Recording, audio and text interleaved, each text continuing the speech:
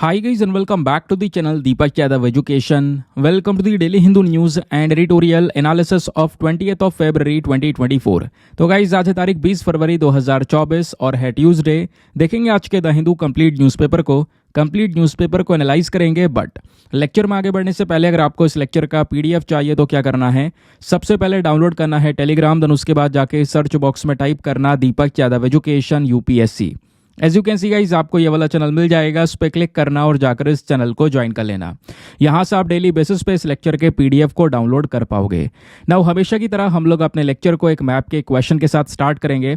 तो आज आप सभी को मैप में जाकर देखना है मेलघाट टाइगर रिजर्व को कहाँ पर है एग्जैक्टली लोकेटेड। इसको अच्छे से मैप में देखना, देन उसके बाद आकर नीचे कॉमेंट सेक्शन में टाइप करना, जिससे कि आप लोग इसको लंबे समय तक याद रख पाओगे। साथ ही साथ एक क्वेश्चन सॉल्व करेंगे जो कि यूपीएससी प्रीवियस ईयर साल 2023 के प्रीलिम्स में पूछा गया था। डेली बेसिस पे हम लोग यहाँ पर एक प्रीवियस ईयर क्वेश्चन को भी सॉल्व करते हैं। क्वेश्चन क्या बोलता है दोस्तों, नीचे ना आपको यहाँ पे देख पा रहे होंगे इन तीनों स्टेटमेंट में कुछ जोड़े बना कर दिए हैं। एक तरफ यहाँ पे कुछ प्लेसेस के नाम है, जगहों के नाम है, और वो जगहें किस वजह से न्यूज़ में थी उसके पीछे के रीजंस एक साइड दिए गए। तो आपने बताना है इनमें से कितने पेयर्स करेक्टली मैच हैं। ठीक है, तो हाउ मैनी बताना है, ध्यान रखना कौन सा पेयर सही है ये नहीं बताना, कितने पेयर सही है ये बताना है। पहले पेयर को देखते हैं। तो बात की जा रही है नॉर्थ कीवू एंड इतुरी। ये बेसिकली जगह के नाम है। क्या ये आर्मेनिया अजरबैजान की लड़ाई की वजह से न्यूज़ में रहे हैं? फिर उसके बाद सेकेंड वाले स्टेटमेंट को देखोगे तो यहाँ पर बात हो रही है नागोर्नो काराबख के बारे में। नागोर्नो काराबख कोई प्लेस है और ये क्यों न्यूज़ में रहा है? मोजाम्बिक के अंदर इंसर्जेंसी की वजह से। फिर थर्ड पेयर को देखोगे तो बात हो रही है खेरसोन एंड जापोरिजिया के बारे में। तो ये क्यों न्यूज़ में था? क्योंकि यहाँ पर इजराइल और लेबनान के बीच में डिस्प्यूट हुआ इस वजह से। तो बताओ इन तीनों में से कितने पेयर करेक्टली मैच हैं? ऑप्शन नंबर ए केवल एक, बी केवल दो, सी तीनों सही हैं, या फिर डी तीनों के तीनों गलत हैं। तो इसका सही आंसर सभी को नीचे कमेंट सेक्शन में देना है। एटलीस्ट सभी को इसमें पार्टिसिपेट करना है, जैसे मैं आप लोगों से डेली बेसिस पे बोलता हूँ। बाय द वे इसका जो करेक्ट आंसर है वो मैंने आपको टेलीग्राम पर प्रोवाइड करवा दिया है, वहाँ से भी आप इसको चेकआउट कर सकते हो। और अगर वहाँ पर आंसर नहीं मिलता है तो भी कोई परेशान होने की ज़रूरत नहीं है, क्योंकि वीडियो के लास्ट में इसके करेक्ट आंसर का डिस्कशन हम लोग करेंगे। तो चलो शुभ आरंभ करते हैं। सबसे पहले चलते हैं आज के अपने इंडेक्स के ऊपर कि भाई क्या क्या चीज़ें होने वाली हैं जो कि इस पर्टिकुलर सेशन में हम डिस्कस करेंगे। कल के वीडियो में बहुत ही अच्छा रिस्पॉन्स आया दोस्तों। कल का वीडियो लगभग 1 घंटा 12 मिनट या 13 मिनट के आसपास का था, लेकिन वीडियो के अंदर में मैक्सिमम टॉपिक्स को कवर किया गया था। कल बहुत सारे मेरे पास में पर्सनल मैसेजेस आए कि सर ऐसा ही वीडियो रखना। मैंने ऐसा ही यहाँ पर वीडियो रखा है। दोस्तों मैं आपको यहाँ पर कुछ इन्फॉर्मेशन शेयर करूँगा, प्लीज़ इस बात को ध्यान से सुनना। अभी तक आज से लगभग 2 दिन पहले तक हम क्या कर रहे थे, केवल द हिंदू वाले न्यूज़पेपर के ऊपर फोकस कर रहे थे। लेकिन आप भी वो चीज़ देख रहे हो और मैं भी देख रहा हूँ, हमारे बीच में कांटेक्ट भी हुआ है भाई इस चीज़ को लेकर कि न्यूज़पेपर में जो इंपॉर्टेंट आर्टिकल्स हैं वो कम आ रहे हैं, लगभग 4 से 5 आर्टिकल डेली बेसिस पे, और उसके लिए हमें लगभग 40 मिनट 45 मिनट घंटा भर वेस्ट करना पड़ता है। वेस्ट नहीं कह सकते, उसको हम यूटिलाइज करते हैं, अच्छी तरीके से डिस्कशन करते हैं। उसी चीज़ को दोस्तों और एक्सपैंड कर दिया गया है।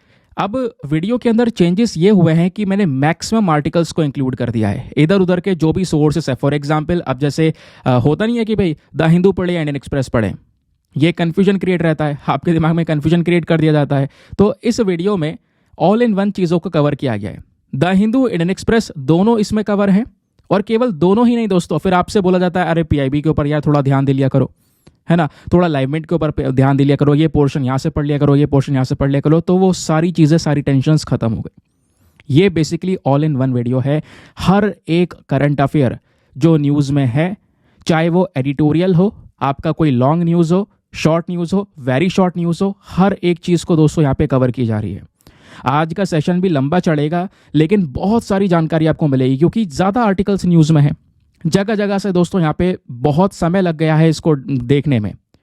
मतलब ये एक ऐसा वीडियो बन चुका है जिसको आप ध्यान से सुनना, कि अगर आप डेली बेसिस पे सुन रहे हो, पढ़ रहे हो, नोट्स बना रहे हो, या भी जिस तरीके से ध्यान में रख रहे हो, तो एट द लास्ट जो फिर भागते हो ना मंथली मैगजीन के लिए, यार मंथली मैगजीन कौन सी लें, क्या पढ़ें क्या ना पढ़ें, है ना, कैसे रिवाइज होगा, वो सारी टेंशन्स खत्म हो जाएगी। इतना विश्वास आप लोग करके चलना, क्योंकि दोस्तों इसके पीछे जो मेहनत लगी है मैं खुद आपको बता रहा हूँ।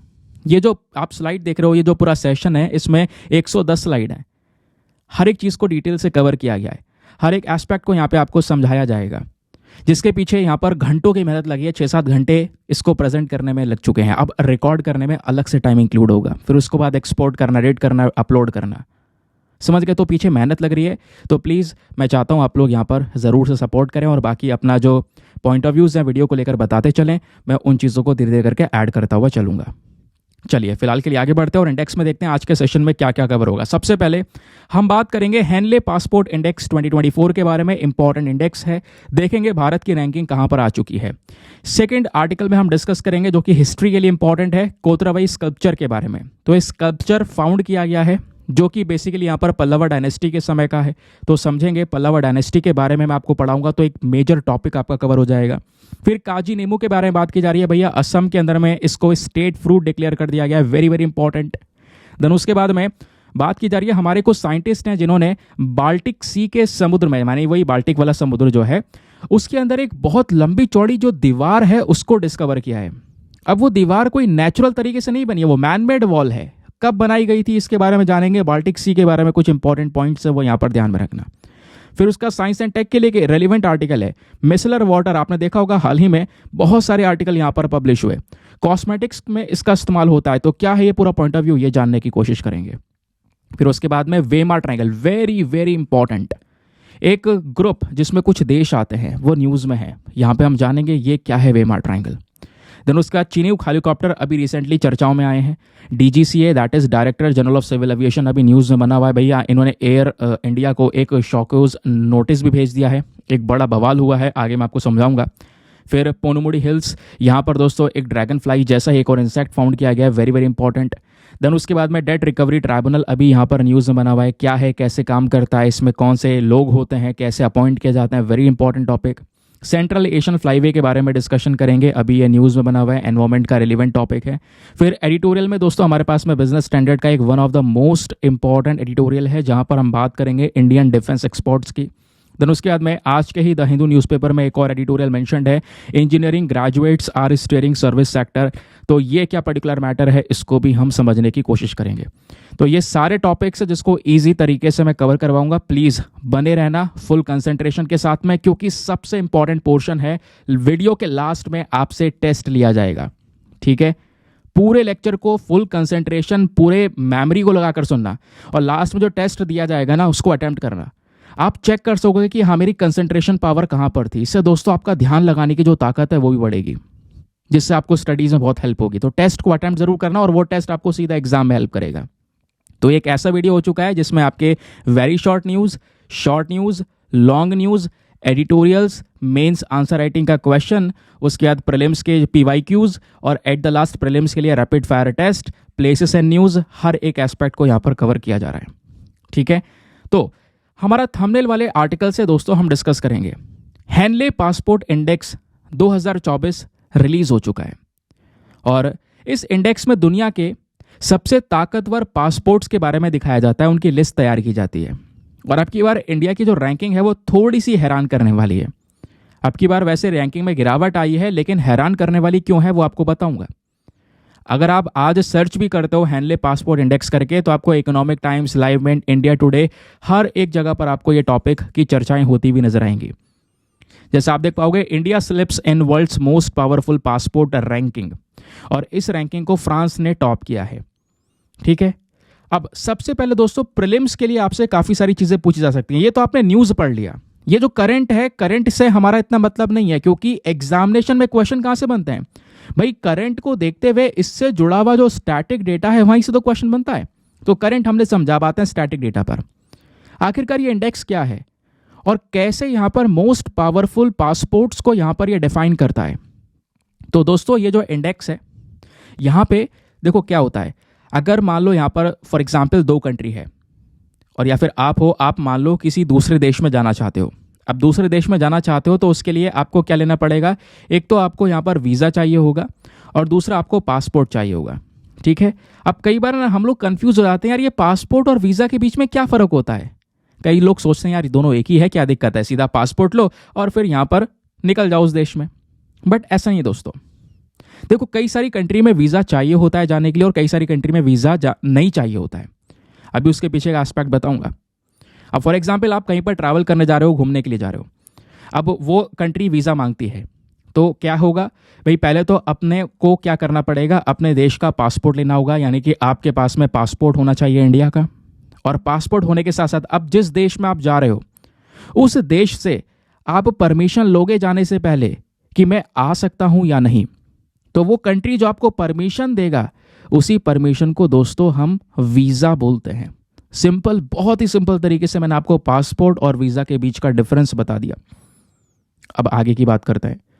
अब दोस्तों यहाँ पर अगर आप ये देखो, हमारे देश का जैसे पासपोर्ट है, आज के समय पर आप हमारे देश का पासपोर्ट अगर यूज़ कर रहे हो, किसी के पास में पासपोर्ट है, तो वो लगभग 62 देशों में, दुनिया के 62 कंट्रीज़ के अंदर बिना वीज़ा के जा सकता है, क्योंकि उन देशों ने भारत के लिए जो ट्रैवलिंग है वो वीज़ा फ्री कर रखी है। हमें बस खाली हमारे देश के पासपोर्ट का रिक्वायरमेंट है, उनसे परमिशन लेने की ज़रूरत नहीं है, केवल पासपोर्ट लिया सीधा हम ट्रैवल कर सकते हैं उस देश में।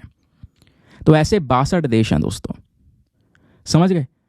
और ऐसे कुछ और कंट्रीज़ भी हैं। अब यहां पर यही चीज़ डिफाइन करती है कि मान लो भाई किसी भी देश का कोई एक पासपोर्ट जिसके बेसिस पर आप ज़्यादा से ज़्यादा कंट्रीज में बिना वीज़ा के जा सको, वीज़ा फ्री ट्रैवल कर सको, वही पासपोर्ट सबसे ज़्यादा स्ट्रांग होता है, सबसे ताकतवर होता है। यही डेफिनेशन हमारी हैनले पासपोर्ट इंडेक्स यूज़ करता है, जिसके बेसिस पर यह पूरी रैंकिंग को तैयार किया जाता है। तो सिंपल सी बात है भैया, जिस देश के पासपोर्ट के दम पर आप जितना ज़्यादा से ज़्यादा देशों में बिना वीज़ा के ट्रैवल कर सकोगे, वही पासपोर्ट सबसे स्ट्रांगेस्ट माना जाएगा। और इस हैनले पासपोर्ट इंडेक्स की जो रैंकिंग है, इसकी शुरुआत की गई थी 2006 में। सवाल यह है कि सर ये डेटा लेते कहाँ से होंगे? तो इस इंडेक्स में जो डेटा लिया जाता है वो बिल्कुल ऑथेंटिक होता है, इंटरनेशनल एयर ट्रांसपोर्ट एसोसिएशन से कलेक्ट किया जाता है। ठीक है, इसमें 199 अलग अलग देशों के जो पासपोर्ट्स है वो दोस्तों यहाँ पर इंक्लूड किया जाता है, उसके बेसिस पर जो रैंकिंग है वो तैयार की जाती है। तो अभी 2024 के अंदर में हमारी स्थिति क्या रही है, ज़रा ये हम लोग बात कर लेते हैं। तो जो हैनले पासपोर्ट इंडेक्स है 2024 का, इसको रिलीज़ किया गया और इसमें फ्रांस बिल्कुल टॉप पर है। अब फ्रांस का टॉप पर होने का मतलब क्या है दोस्तों, कि मतलब जिस भी व्यक्ति के पास में फ्रांस का पासपोर्ट होगा वो ज़्यादा से ज़्यादा देशों में बिना वीज़ा के ट्रैवल कर सकता है। समझ गए। अब यहीं पर बात आती है इंडिया की। तो इंडिया की क्या रैंकिंग रही है दोस्तों? इंडिया की रैंकिंग पहले से गिर चुकी है। पहले भारत की रैंकिंग 84 थी और अब की बार 2024 में गिरकर हमारी 85 हो चुकी है। ध्यान रखना, रैंकिंग वेरी इंपॉर्टेंट। अब बात यहां पर यह है कि फ्रांस का पासपोर्ट किसी के पास में है तो लगभग वो पर्टिकुलर पर्सन 194 कंट्रीज में वीज़ा फ्री ट्रैवल कर सकता है। इसी वजह से तो फ्रांस का पासपोर्ट सबसे ताकतवर है। क्यों? क्योंकि इसके पासपोर्ट के दम पर सबसे ज़्यादा देशों में बिना वीज़ा के ट्रैवल कर सकते हैं। फ्रांस के बाद जर्मनी, इटली, जापान, सिंगापुर, ये सब फ्रांस के साथ में टॉप करते हैं। इसमें स्पेन भी है दोस्तों। अब थोड़ा भारत के पड़ोसियों के बारे में बात करते हैं। जो पाकिस्तान है, पाकिस्तान की पोजीशन पहले वाली बनी हुई है, 106 पर पहले भी था और 106 पर अभी भी है। बांग्लादेश दोस्तों, इसकी भी पोजीशन गिर चुकी है, 101 से घटकर ये 102 पर आ चुका है। लेकिन इंडिया की पोजीशन 84 से घटकर 85 पर आ चुकी है। लेकिन आप कहोगे इसमें चौंकाने वाली क्या बात थी? आपने तो यहाँ पर मेंशन कर रखा है थंबनेल के अंदर में कि हाँ यहाँ पर ये हैरान हो जाओगे इस चीज़ को देखते हुए। ऐसा क्या? ऐसा इसलिए दोस्तों क्योंकि आपको भी लग रहा है कि भारत की रैंकिंग यहाँ पर खराब हुई है, तो मतलब हम थोड़े से कम देशों में बिना वीज़ा के ट्रैवल कर पाएंगे। सिंपल सी बात है। लेकिन ऐसा हुआ नहीं दोस्तों। भले ही लास्ट ईयर हमारी 84th रैंकिंग थी, 84th रैंकिंग के साथ में हम पिछले साल की तक की बात कर रहा हूं, तो 84th रैंकिंग के साथ साथ हम लगभग 60 देशों में बिना वीज़ा के ट्रैवल कर सकते थे। लेकिन अब की बार रैंकिंग हमारी गिर गई, 85 हो गई। रैंकिंग गिरने के साथ साथ एक और बदलाव, और जो अच्छा बदलाव यह है कि हम अब की बार रैंकिंग गिरने के बावजूद भी हम 62 देशों के अंदर यानी कि 62 कंट्रीज में बिना वीज़ा के ट्रैवल कर सकते हैं। तो रैंकिंग गिरी है भले ही, लेकिन यहाँ पर जो कंट्रीज हमें फ्री वीज़ा एक्सेस दे रही हैं उनकी संख्या बढ़ी है। क्यों? क्योंकि हाल ही में आपको पता है इंडोनेशिया है, मलेशिया है, ईरान है, इन्होंने यहाँ पर इंडिया के लिए जो वीज़ा फ्री ट्रैवल है उसको अलाउ कर दिया है। इस वजह से यहाँ पर थोड़ी सी चीज़ें अब की बार उटपटांग सी हो चुकी हैं। लेकिन कोई बात नहीं, हमने हर एक चीज़ को अच्छे से समझा है, तो एग्ज़ाम के लिए इम्पॉर्टेंट है। कोई भी क्वेश्चन बनेगा आप आराम से सॉल्व कर पाओगे। चलिए आते हैं नेक्स्ट आर्टिकल पर। हमारे इंडियन एक्सप्रेस के अंदर में मेंशन किया हुआ है यह आर्टिकल, जीएस पेपर नंबर 1 के अंदर में हिस्ट्री, आर्ट एंड कल्चर का टॉपिक है, वहाँ से आप इसको लिंक कर पाओगे। हुआ क्या है, कोतरावाई स्कल्पचर, एक स्कल्पचर आप देख पा रहे होंगे। ये स्कल्पचर बहुत पुराना है, लगभग पल्लवा डायनेस्टी के समय का है।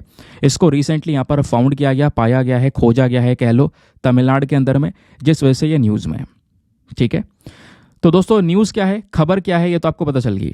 लेकिन क्या ये न्यूज़ ही केवल आपको एग्जाम में हेल्प कर सकती है? आपको ये पता है नहीं, इसके पीछे का स्टैटिक डेटा ज़रा फटाफट मिलाओ। ये जो डिस्कवरी हुई है ये हमें क्या सजेस्ट करती है? डिस्कवरी ने ये दिखाया कि पल्लवा पीरियड के समय का यहाँ पर हमको ये स्टैचू मिला, ये स्कल्पचर मिला। इस स्कल्पचर में अगर आप देखोगे, जैसे हमारी शेरावाली मैया होती है ना, उसी तरीके का यहाँ पर ये आपको स्कल्पचर देखने को मिलेगा, जिसमें यहाँ पर आप कह सकते हो कि चक्र को मेंशन किया गया है, एक हाथ में तलवार है, एक हाथ में घंटी है, उसके अलावा यहाँ पर अभय मुद्रा में यहाँ पर एक हाथ देखने को मिलेगा, एक हाथ में शंख आपको यहाँ पर देखने को मिल जाता है ना, ये यहाँ पर बताया गया। हाथ में बैंगल्स, यहाँ पर ये चूड़ियाँ भी दिख रही होंगी इस स्कल्पचर के अंदर में। तो ये पूरा स्कल्पचर हमको ये सारी चीज़ें दर्शाता है, और ये स्कल्पचर लगभग 8th सेंचुरी के समय का। तो आप इमेजिन करो, बहुत ही ज़्यादा पुराना, जिसको रिसेंटली यहाँ पर डिस्कवर किया गया। ये पल्लवा डायनेस्टी के समय का है। तो पल्लवा डायनेस्टी क्या थी, कैसे चली थी, ज़रा इसके बारे में बेसिक डिटेल जानना ज़रूरी है, हिस्ट्री के लिए इंपॉर्टेंट है। तो दोस्तों जब आप लोग यहाँ पर एक क्रोनोलॉजिकल ऑर्डर देखते हो तो इस तरीके से आपको ये नज़र आता है, भाई इंडिया में इंडस वैली पीरियड रहा, इंडस वैली पीरियड के बाद वैदिक पीरियड आया। इस तरीके से यहाँ पर इस डायनेस्टीज बदलती चली गई, कोई ना कोई यहाँ पर शासन आते चले गए, है ना। फिर उसके बाद में अगर हम हिंदू डायनेस्टीज़ की बात करेंगे, इनके पीरियड्स की बात करेंगे, तो जैसे यहाँ पर सोलंकी डायनेस्टी गुजरात के अंदर देखने को मिलती है। उसके बाद यहाँ पर आई पाला सेना dynasty, Ganga kingdom, Chalukya dynasty, Rashtrakuta dynasty, Hoysala, फिर यहाँ पर आप देख पाओगे पल्लवा डायनेस्टी। और पल्लवा डायनेस्टी के बाद यहाँ पर Chola dynasty, Pandya dynasty, Vijayanagara dynasty, Rajput dynasty, इस तरीके से यहाँ पर डायनेस्टीज़ लगातार आती चली गई। तो एम्पायर्स खड़े हुए, गिर गए, यानी खड़े हुआ, कुछ समय तक रुका हुआ एम्पायर, राजा ने चलाया उस एम्पायर को, लेकिन बाद में उनका डिक्लाइन भी आया। ऐसा सिचुएशन चलता रहा। और जब बात करते हैं पल्लवा डायनेस्टी की, तो दोस्तों पल्लवा का जो एम्पायर है इधर साउथ इंडिया में, स्पेशली इस रीजन में यहाँ पर उठा हुआ था। तो पल्लवा डायनेस्टी सबसे ज़्यादा साउथ इंडिया के अंदर में मजबूती से जकड़ कर बैठी थी। लगभग 3rd सेंचुरी से 9th सेंचुरी के समय पर यहाँ पे पल्लवा डायनेस्टी का शासन रहा। ठीक है, और पल्लवा डायनेस्टी के जो राजा थे उन्होंने हमारे तमिलनाडु को, साथ ही साथ में कर्नाटका का कुछ रीजन, आंध्र प्रदेश का कुछ रीजन और तेलंगाना का कुछ रीजन, इन सब को यहाँ पर गवर्न किया, कंट्रोल किया। और इन सब का यानी पूरी पल्लवा डायनेस्टी का जो कांचीपुरम जगह है दोस्तों, वो इनका कैपिटल हुआ करता था, राजधानी हुआ करती थी। फिर यहाँ पर इस डायनेस्टी के ओरिजिन के बारे में बात करते हैं, कैसे यहाँ पर स्टार्ट होती है। तो स्टार्टिंग में अगर आप देखोगे तो जो यहाँ पर पल्लवास थे वो यहाँ पर आंध्र सतवाहनास के ही यहाँ पर एक साथी थे, इनके डिपेंडेंट वगैरह हुआ करते थे। ठीक है, लेकिन जब आंध्र सतवाहनास का डिक्लाइन हुआ, इनका जो शासन है खत्म हुआ अमरावती के अंदर में, तो पल्लवास ने दोस्तों इस पूरे शासन को अपने हाथ में ले लिया। ये डिपेंडेंट के बाद इंडिपेंडेंट बन गए। अब बिल्कुल हाथों में सारी चीज़ें इनकी आ गई, और धीरे धीरे यहाँ पर ये साउथवर्ड की साइड में, यानी साउथ की साइड में अपने एम्पायर को फैलाते चले गए। फिर इन्होंने 4th सेंचुरी सी के समय पर अपनी कैपिटल बनाई कांचीपुरम। समझ गए। बाकी एक फॉरेन ट्रैवलर हैं जो कि मेंशन करते हैं इनके बारे में काफ़ी सारी चीज़ें। एक चाइनीज़ ट्रैवलर है, चाइनीज़ मॉन्क है, जिनका नाम है ह्यूनसेंग। आपने पढ़ा होगा, कई बार हिस्ट्री में पढ़ाया जाता है ह्यूनसेंग के बारे में। तो ह्यूनसेंग वो हैं जो कि कांचीपुरम में विजिट करे जब पल्लवा का शासन चल रहा था उस समय पर, और उन्होंने यहाँ पर पल्लवा के जो राजा थे उनकी प्रशंसा भी काफ़ी ज़्यादा की। समझ गए। तो ह्यूनसेंग के बारे में जानना है तो कुछ बेसिक डिटेल्स मैंने यहाँ पर प्रेजेंट कर दी हैं, आप यहाँ पर देख पाओगे। ठीक है, तो ह्यूनसेंग एक Chinese Buddhist monk, scholar, translator, जो कि यहाँ पर इंडिया को ट्रैवल किए लगभग 630 AD के समय पर, है ना। फिर उसके बाद में ये इंडिया से डिपार्ट भी करते हैं। जब इंडिया से निकलते हैं, वापस जाते हैं, तो कई सारी जो संस्कृत टेक्स्ट होती हैं उसको साथ में लेकर जाते हैं। इन्होंने काफ़ी सारी चीज़ें लिखी हैं। जो हर्ष किंगडम था, हर्षवर्धन किंग थे बेसिकली, है ना, उनके शासन के समय की कई सारी चीज़ें यहाँ पर इन्होंने अपनी किताबों के अंदर में लिखी। बात क्लियर हो गई दोस्तों, ये मैं आपको बता ही चुका हूँ। अभी खत्म नहीं हुआ है, थोड़ा सा पल्लवा डायनेस्टी के बारे में और बात करेंगे। वो जो शासन चला उस समय पर आपको पता है बस कोई एक राजा तो होगा नहीं, राजा बदलते चले गए, कई सारे राजा थे। इस पूरे शासन में अगर आप देखोगे तो महेंद्र वर्मा 571 से लेकर 630 CE तक यहाँ पर ये शासन में बने रहे, इन्होंने रूल किया। फिर नरसिम्हा वर्मन 1, ठीक है, इनका शासन रहा। और ये जो दोनों राजा थे ना दोस्तों, इन दोनों राजा के समय पर पल्लवास ने सबसे ज़्यादा जो वेल्थ है, जो पैसा है, जो अपनी ताकत है वो सबसे ज़्यादा गेन की थी इन दोनों राजाओं के समय पर। और फिर बात आती है मेन आर्किटेक्चर की। भाई ये जो डायनेस्टी थी यहाँ पर राजाओं ने क्या क्या बनवाया, इनका कंट्रीब्यूशन रहा है टेम्पल्स के अंदर में। और जब जब इन्होंने टेम्पल कंस्ट्रक्शन करवाया है उसमें द्रविडियन आर्किटेक्चर को अपनाया दोस्तों। द्रविडियन आर्किटेक्चर कॉन्सेप्ट ध्यान रखना, इस आर्किटेक्चर में क्या होता है, ऐसे मंदिर बनाए जाते हैं बड़े डिस्टेंस में, ठीक है। मंदिर के ऊपर एक ऊपर शिखर होता है, ये विमान कहलाता है, नीचे गर्भगृह होता है जहाँ पर मेन देवी देवताओं को यहाँ पर बैठाया जाता है, फिर ये पूरा मंडप है जहाँ पे लोग प्रेयर वगैरह करते हैं, ये गोपुरम होता है। इस तरीके से दोस्तों ये हमारा द्रविडियन स्ट्रक्चर है। तो ये वाला आर्किटेक्चर यूज करके कई सारे मंदिर यहाँ पर बनाए गए। और सबसे इंपॉर्टेंट चीज दोस्तों कि पल्लवास के समय पर इन्होंने जो मूर्तियां वगैरह बनाई, टेम्पल्स वगैरह का जो कंस्ट्रक्शन हुआ, पहले वो चट्टानों को काट कर टेम्पल बन रहा था, तो वो वाला पूरा कॉन्सेप्ट से ये शिफ्ट हो गए स्टोन्स के ऊपर में, स्टोन्स के टेम्पल बनाना शुरू किए। फिर महाबलीपुरम के बारे में आपने सुना होगा, एक इंपॉर्टेंट हब, एक ऐसा एरिया जहां पर आर्ट, आर्किटेक्चर, लिटरेचर बहुत ज्यादा उभरता हुआ देखने को मिला पल्लवा के रूल के समय पर, ठीक है। और मैंने आपको इन दोनों राजा के बारे में बताया। फिर उसके बाद में क्या होता है, नरसिम्हा वर्मन टू, जो यहां पर ये नरसिम्हा वर्मन टू हैं, इन्होंने क्या किया, एक मंदिर बनवाया कांचीपुरम में, कैलाशनाथ टेम्पल, शोर टेम्पल, कई सारे ऐसे बड़े बड़े टेम्पल्स दोस्तों यहाँ पर इन राजाओं के थ्रू कंस्ट्रक्ट करवाए गए। क्योंकि ये जो राजाएं थे, ये जो सारा पूरा पल्लवा डायनेस्टी था, इसमें जो राजा थे वो शैविज्म को दोस्तों यहाँ पर अपनाया करते थे, शिव जी के भक्त हुआ करते थे, ठीक है। फिर उसके बाद यहाँ पे अगर आप देखोगे तो इनके बारे में कुछ और इन्फॉर्मेशन दी गई है। पल्लवा डायनेस्टी का डिक्लाइन कैसे हुआ क्या, पल्लवा डायनेस्टी अपने ऊपर और नीचे वाले जो हिस्से हैं, क्योंकि ऐसा नहीं है कि केवल पल्लवा डायनेस्टी ही सब जगह पर रूल कर रही थी, नहीं। पल्लवा डायनेस्टी जब रूल कर रही थी, ऊपर चालुक्यास थे, नीचे पांड्यास आपको देखने को मिलेंगे, चोल एम्पायर खड़ा हो रहा था, ठीक है, ऊपर हर्ष एम्पायर आपको देखने को मिल जाएगा। इस तरीके से यहाँ पर ये एम्पायर्स आपको नजर आ रहे थे। तो हुआ क्या, ये जब डायनेस्टीज आपस में थी साथ में ही, तो आपस में इनमें बैटल्स यानी युद्ध हुआ करते थे। तो पल्लवा डायनेस्टी लगातार चालुक्य डायनेस्टी के साथ में बैटल कर रही थी, इनके साथ में युद्ध चल रहा था, यानी कि ऊपर नॉर्थ में पल्लवास और चालुक्यास के बीच में लगातार बैटल्स चल रही थी। फिर उसके बाद में नीचे अगर आप देखोगे तो चोलास के साथ भी यहाँ पर जो बैटल्स दोस्तों वो चलती हुई नजर आई। और सबसे मेन रीजन अगर आप देखोगे जिसकी वजह से जो पल्लवा एम्पायर है वो पूरी तरह से खत्म हुआ, डिक्लाइन हुआ, वो यहाँ पर ये था राष्ट्रकूटास का यहाँ पर इंक्रीज होना। राष्ट्रकूटा दोस्तों यहाँ पर काफ़ी तेजी से बढ़ने लगे, ठीक है, ऐसा यहाँ पर मेंशन किया जा रहा है।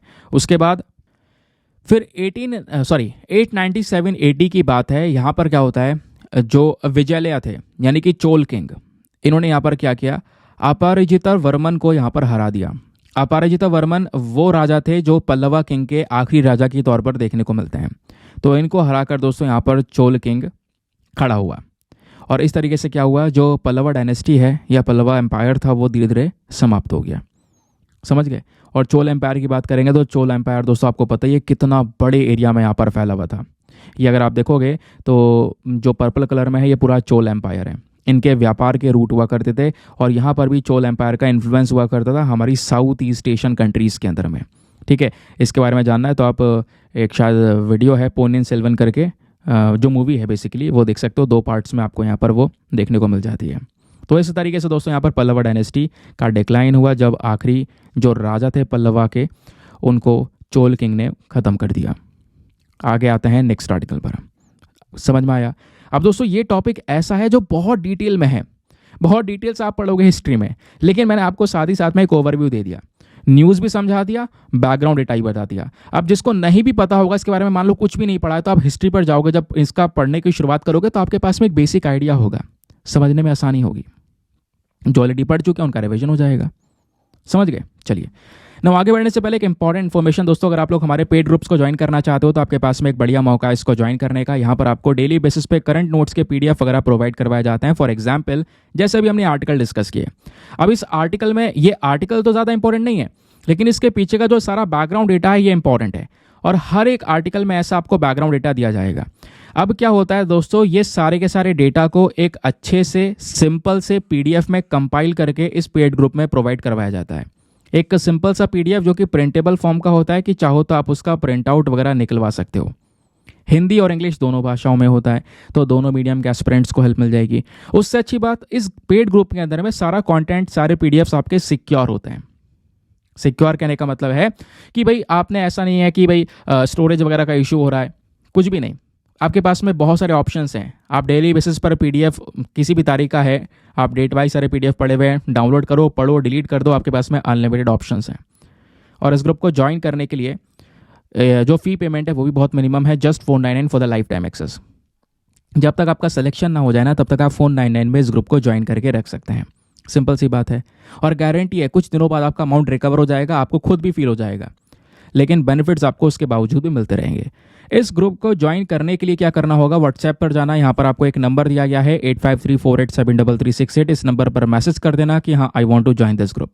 आपको वहाँ पर रिप्लाई मिलेगा, पेमेंट का प्रोसेस दिया जाएगा, और पेमेंट के प्रोसेस से ज़्यादा इंपॉर्टेंट आपको डेमो वीडियो का लिंक दिया जाएगा, ताकि आप लोग चेक कर सको और देख सको कि आपको किस तरीके से इस ग्रुप से फ़ायदे हो रहे हैं। अपने आप को सेटिस्फाई करने के बाद में जाकर आप अपना यह इन्वेस्टमेंट कर सकते हैं। चलिए आगे आते हैं नेक्स्ट आर्टिकल पर। अच्छा, एक चीज़ और दोस्तों, आप लोग चाहो तो मेरे साथ में इंस्टाग्राम पे जुड़ सकते हो। इंस्टाग्राम पे जाना, दीपक यादव एजुकेशन लिखोगे, मेरा प्रोफाइल मिलेगा, जहाँ पे ऑलरेडी 13.8 थाउजेंड के आसपास जो फॉलोवर्स हैं वो जुड़ चुके हैं। नाउ अगला आर्टिकल बात करता है काजी नेमू के बारे में। तो काजी नेमू को अभी असम की सरकार ने असम का स्टेट फ्रूट डिक्लेयर कर दिया है। और इसमें एक सबसे इंपॉर्टेंट चीज़ और जोड़ देता हूँ कि काजी नेमू जो फ्रूट है दोस्तों, ये जो नींबू है, इसको ऑलरेडी जीआई टैग मिला हुआ है। समझ गए? तो इसलिए एग्जाम के लिए इंपॉर्टेंट, एक तो जीआई टैग भी मिला हुआ है, उसके बाद यहां पर इसको स्ट्रेट फ्रूट भी डिक्लेयर कर दिया गया। इससे बहुत सारे फायदे होंगे, ये असम की सरकार का कहना है। ये टॉपिक भी आपका जीएस पेपर नंबर 2 पॉलिटी के लिए इंपॉर्टेंट होने वाला है। तो न्यूज़ क्या है आप समझ गए। अब पहली चीज़, ये काजी नेमू है क्या? नेमू मतलब नींबू कह सकते हो। एक खट्टा सा यहाँ पर लेमन आपको नजर आएगा। ये नींबू आप देख पा रहे हो। हाँ, इसका साइज़ अलग है। जैसे आप नॉर्मली नींबू देखते हो तो गोल होते हैं पीले कलर के, लेकिन इसका साइज़ आप देख पाओगे ऐसे है अंडे की तरह, और बड़ा साइज़ में यहाँ पर आपको ये नींबू देखने को मिल जाएगा। तो काजी नींबू के बारे में बेसिक बातें पता होनी चाहिए। ये जो नींबू है दोस्तों, ये असम में ही देखने को मिलता है, केवल असम का नेटिव फ्रूट है। इसके शेप के बारे में ऑलरेडी डिस्कशन कर ही चुका हूँ। इसके कुछ और इंपॉर्टेंट क्वालिटीज़ हैं, जैसे जो हमारे नॉर्मल गोल वाले नींबू होते हैं दोस्तों, उससे ज़्यादा जूस इसके अंदर प्रेजेंट होता है ना। ज़्यादा जूस के साथ साथ ज़्यादा न्यूट्रिएंट्स भी इसके अंदर में प्रेजेंट होते हैं, ज़्यादा एंटीऑक्सीडेंट, ज़्यादा तेज़ इसकी खुशबू होती है। और असम के अंदर जो खाना होता है वहाँ पर बहुत ही ज़्यादा यूज़ किया जाता है इन नींबू का। और माना जाता है कि दोस्तों हमारी पूरे हेल्थ के लिए इस नींबू के जो न्यूट्रिएंट्स हैं वो पावर हाउस माने जाते हैं, बहुत ज़्यादा ज़रूरी माने जाते हैं। फिर बात आती है कल्टीवेशन की, तो कह सकते हो असम के हर एक डिस्ट्रिक्ट में इस वाले नींबू का जो उत्पादन है वो किया जा रहा है, और पूरे साल यहाँ पर नींबू मिलता है। इंपॉर्टेंट बात ये थी कि 2019 में दोस्तों इसी काजी नींबू को जीआई टैग दे दिया गया था, जिसकी वजह से इसका इंपॉर्टेंस और ज़्यादा बढ़ गया। यहीं पर एक और क्वेश्चन आता है, सर ये जीआई टैग होता क्या है? तो हमारा वर्ल्ड इंटेलेक्चुअल प्रॉपर्टी ऑर्गेनाइजेशन के अकॉर्डिंग बताया जाता है कि जीआई टैग एक ऐसा सिंबल होता है जो कि हम अलग अलग प्रकार के प्रोडक्ट्स को देते हैं। उस प्रोडक्ट में आपका कोई आर्टी क्राफ्ट्स वगैरह हो सकते हैं, है ना, खाने पीने की चीज़ें हो सकती हैं, जैसे कहीं पर आम को, चाय को, है ना, अभी यहाँ पर आपने देखा नींबू को जीआई टैग दे दिया जाता है। क्यों? उसकी बेहतरीन क्वालिटी के लिए। और अब उसके जीआई टैग मिल जाता है तो उसके बाद यहाँ पर उसको कोई कॉपी नहीं कर सकता। समझ गए? क्योंकि जीआई टैग मिलने के बाद में जो पर्टिकुलर मैटर है ये पूरा का पूरा हमारा WTO, that is world trade organization, govern करता है। समझ गए? अब दोस्तों जीआई टैग को लेकर इंडिया में क्या लॉज हैं, क्या कानून है? तो इंडिया में जो जीआई टैग है उसको लेकर एक प्रॉपर लॉ है, जिसकी फुल फॉर्म है geographical indications of goods registration and protection act 1999। और जो ये लॉ है ये बेसिकली जो इंटरनेशनल लेवल पर बॉडी है वर्ल्ड ट्रेड ऑर्गेनाइजेशन, उसको फॉलो करते हुए चलता है, उसका पालन करते हुए यहाँ पर चलता है। तो जीआई टैग के बारे में हर एक बात आपको समझ में आ गई। अब ये बातें जाननी इसलिए भी ज़रूरी है, देखो यूपीएससी ने 2018 में यहाँ पे एक सिंपल सा क्वेश्चन पूछ लिया। क्वेश्चन ये था कि जो ये जीआई टैग का एक्ट है 1999 वाला, ये कौन सी इंटरनेशनल बॉडी को फॉलो करने के लिए बनाया गया है? तो इसका सही उत्तर क्या है? Option number D, world trade organization. अभी तो हमने थोड़ी देर पहले ही डिस्कस किया था। समझ गए? तो यहाँ से मैंने प्रीवियस ईयर क्वेश्चंस भी लिंक कर दिए हैं जहाँ पर पॉसिबल हुआ है, तो वो भी आपको क्लियर हो जाएगा। चलिए एक और नया आर्टिकल, ये भी बहुत ज़्यादा इंपॉर्टेंट है। बात यहाँ पर की जा रही है जो हमारे साइंटिस्ट हैं उन्होंने दोस्तों एक बहुत ही ज़्यादा अद्भुत सी चीज़ यहाँ देख पाओगे, ये बाल्टिक सी का पूरा फोटो है। इस बाल्टिक सी में एक लंबी चौड़ी दीवार, इस समुद्र के नीचे 1 किलोमीटर लंबी दीवार मिली है। 1 किलोमीटर लंबी दीवार। अब इस वजह से एग्जाम के लिए इंपॉर्टेंट है, और स्पेशली जो बाल्टिक सी का लोकेशन है वो इंपॉर्टेंट है। मैं आपको एक ट्रिक बताऊंगा कि भाई बाल्टिक सी से क्या क्वेश्चन बन सकते हैं और कैसे आपने सॉल्व करने होंगे। ठीक है, तो अभी यहाँ पर न्यूज़ क्या है, न्यूज़ तो आपको बता ही दिया है मैंने कि हाँ भैया साइंटिस्ट हैं जिन्होंने बाल्टिक सी के अंदर में एक बहुत बड़ी सी 1 किलोमीटर की दीवार को फाउंड किया। और साइंटिस्ट का कहना यह है कि जो ये बड़ा सा स्ट्रक्चर बना हुआ है, जितनी लंबी चौड़ी दीवार है, ये ह्यूमंस के थ्रू बनाई गई है। कोई ये नेचुरल फिनोमेना नहीं है, इंसानों ने बनाई है इस दीवार को। और जिस दीवार की मोटाई, लंबाई, चौड़ाई अच्छी खासी यहाँ पर आपको देखने को मिल जाती है। लगभग आज से 10,000 साल पहले ये दीवार बनाई गई है। जो हंटर्स वगैरह हुआ करते थे, जो शिकार किया करते थे, उनके थ्रू, ऐसा यहाँ पर हमारे साइंटिस्ट्स का कहना है। तो ये न्यूज़ था, ये पता चल गया। अब यहीं पर करंट से स्टैटिक जोड़ेंगे। स्टैटिक के लिए आपने क्या पढ़ना होगा, बाल्टिक सी। हाँ भैया बाल्टिक सी न्यूज़ में है, क्वेश्चन बन सकता है। तो बाल्टिक सी कहाँ पर है, नदर्न यूरोप में दोस्तों, उसका पर्टिकुलर लोकेशन है। मैं आपको जूम करके दिखाता हूँ पहले, ये आप देख पाओगे। जैसे ऊपर यहाँ पे रशिया है, रशिया के आसपास यहाँ पर ये बाल्टिक नेशंस हैं, एस्टोनिया, लातविया, लिथुआनिया। ऊपर फिनलैंड है, स्वीडन है। तो इन्हीं कंट्रीज़ के बीच में देख पाओगे कितनी सारी कंट्रीज़ है, Denmark, Germany, Poland, Russia, Lithuania, Latvia, Estonia, Finland, Sweden. इतने सारे देश बाल्टिक सी के साथ में बॉर्डर को शेयर करते हैं।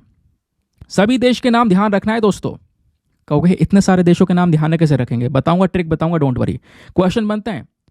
आपको पता होगा मेडिटेरेनियन सी हो गया, ब्लैक सी हो गया, इनको लेकर ऑलरेडी भाई कौन कौन सी कंट्रीज बॉर्डर को शेयर करते हैं, यूपीएससी सवाल पूछ चुका है यहां से, समझ गए। तो ये सारे देश दोस्तों क्या करते हैं, बाल्टिक सी के साथ में अपने बॉर्डर को शेयर करते हैं। नाउ अब इन सब देशों के नाम याद रखने के लिए हमारे पास में एक ट्रिक आ जाती है। ट्रिक की फुल फॉर्म है रूड जर्मनी, यानी एक तरीके से यहां पर आप देख पाओगे rude Germany sell Poland and Finland.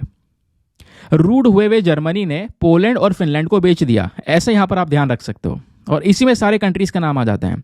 Rude से, RU से तो हो गया रशिया, DE से हो गया दोस्तों डेनमार्क, ये 2 कंट्रीज हो गई।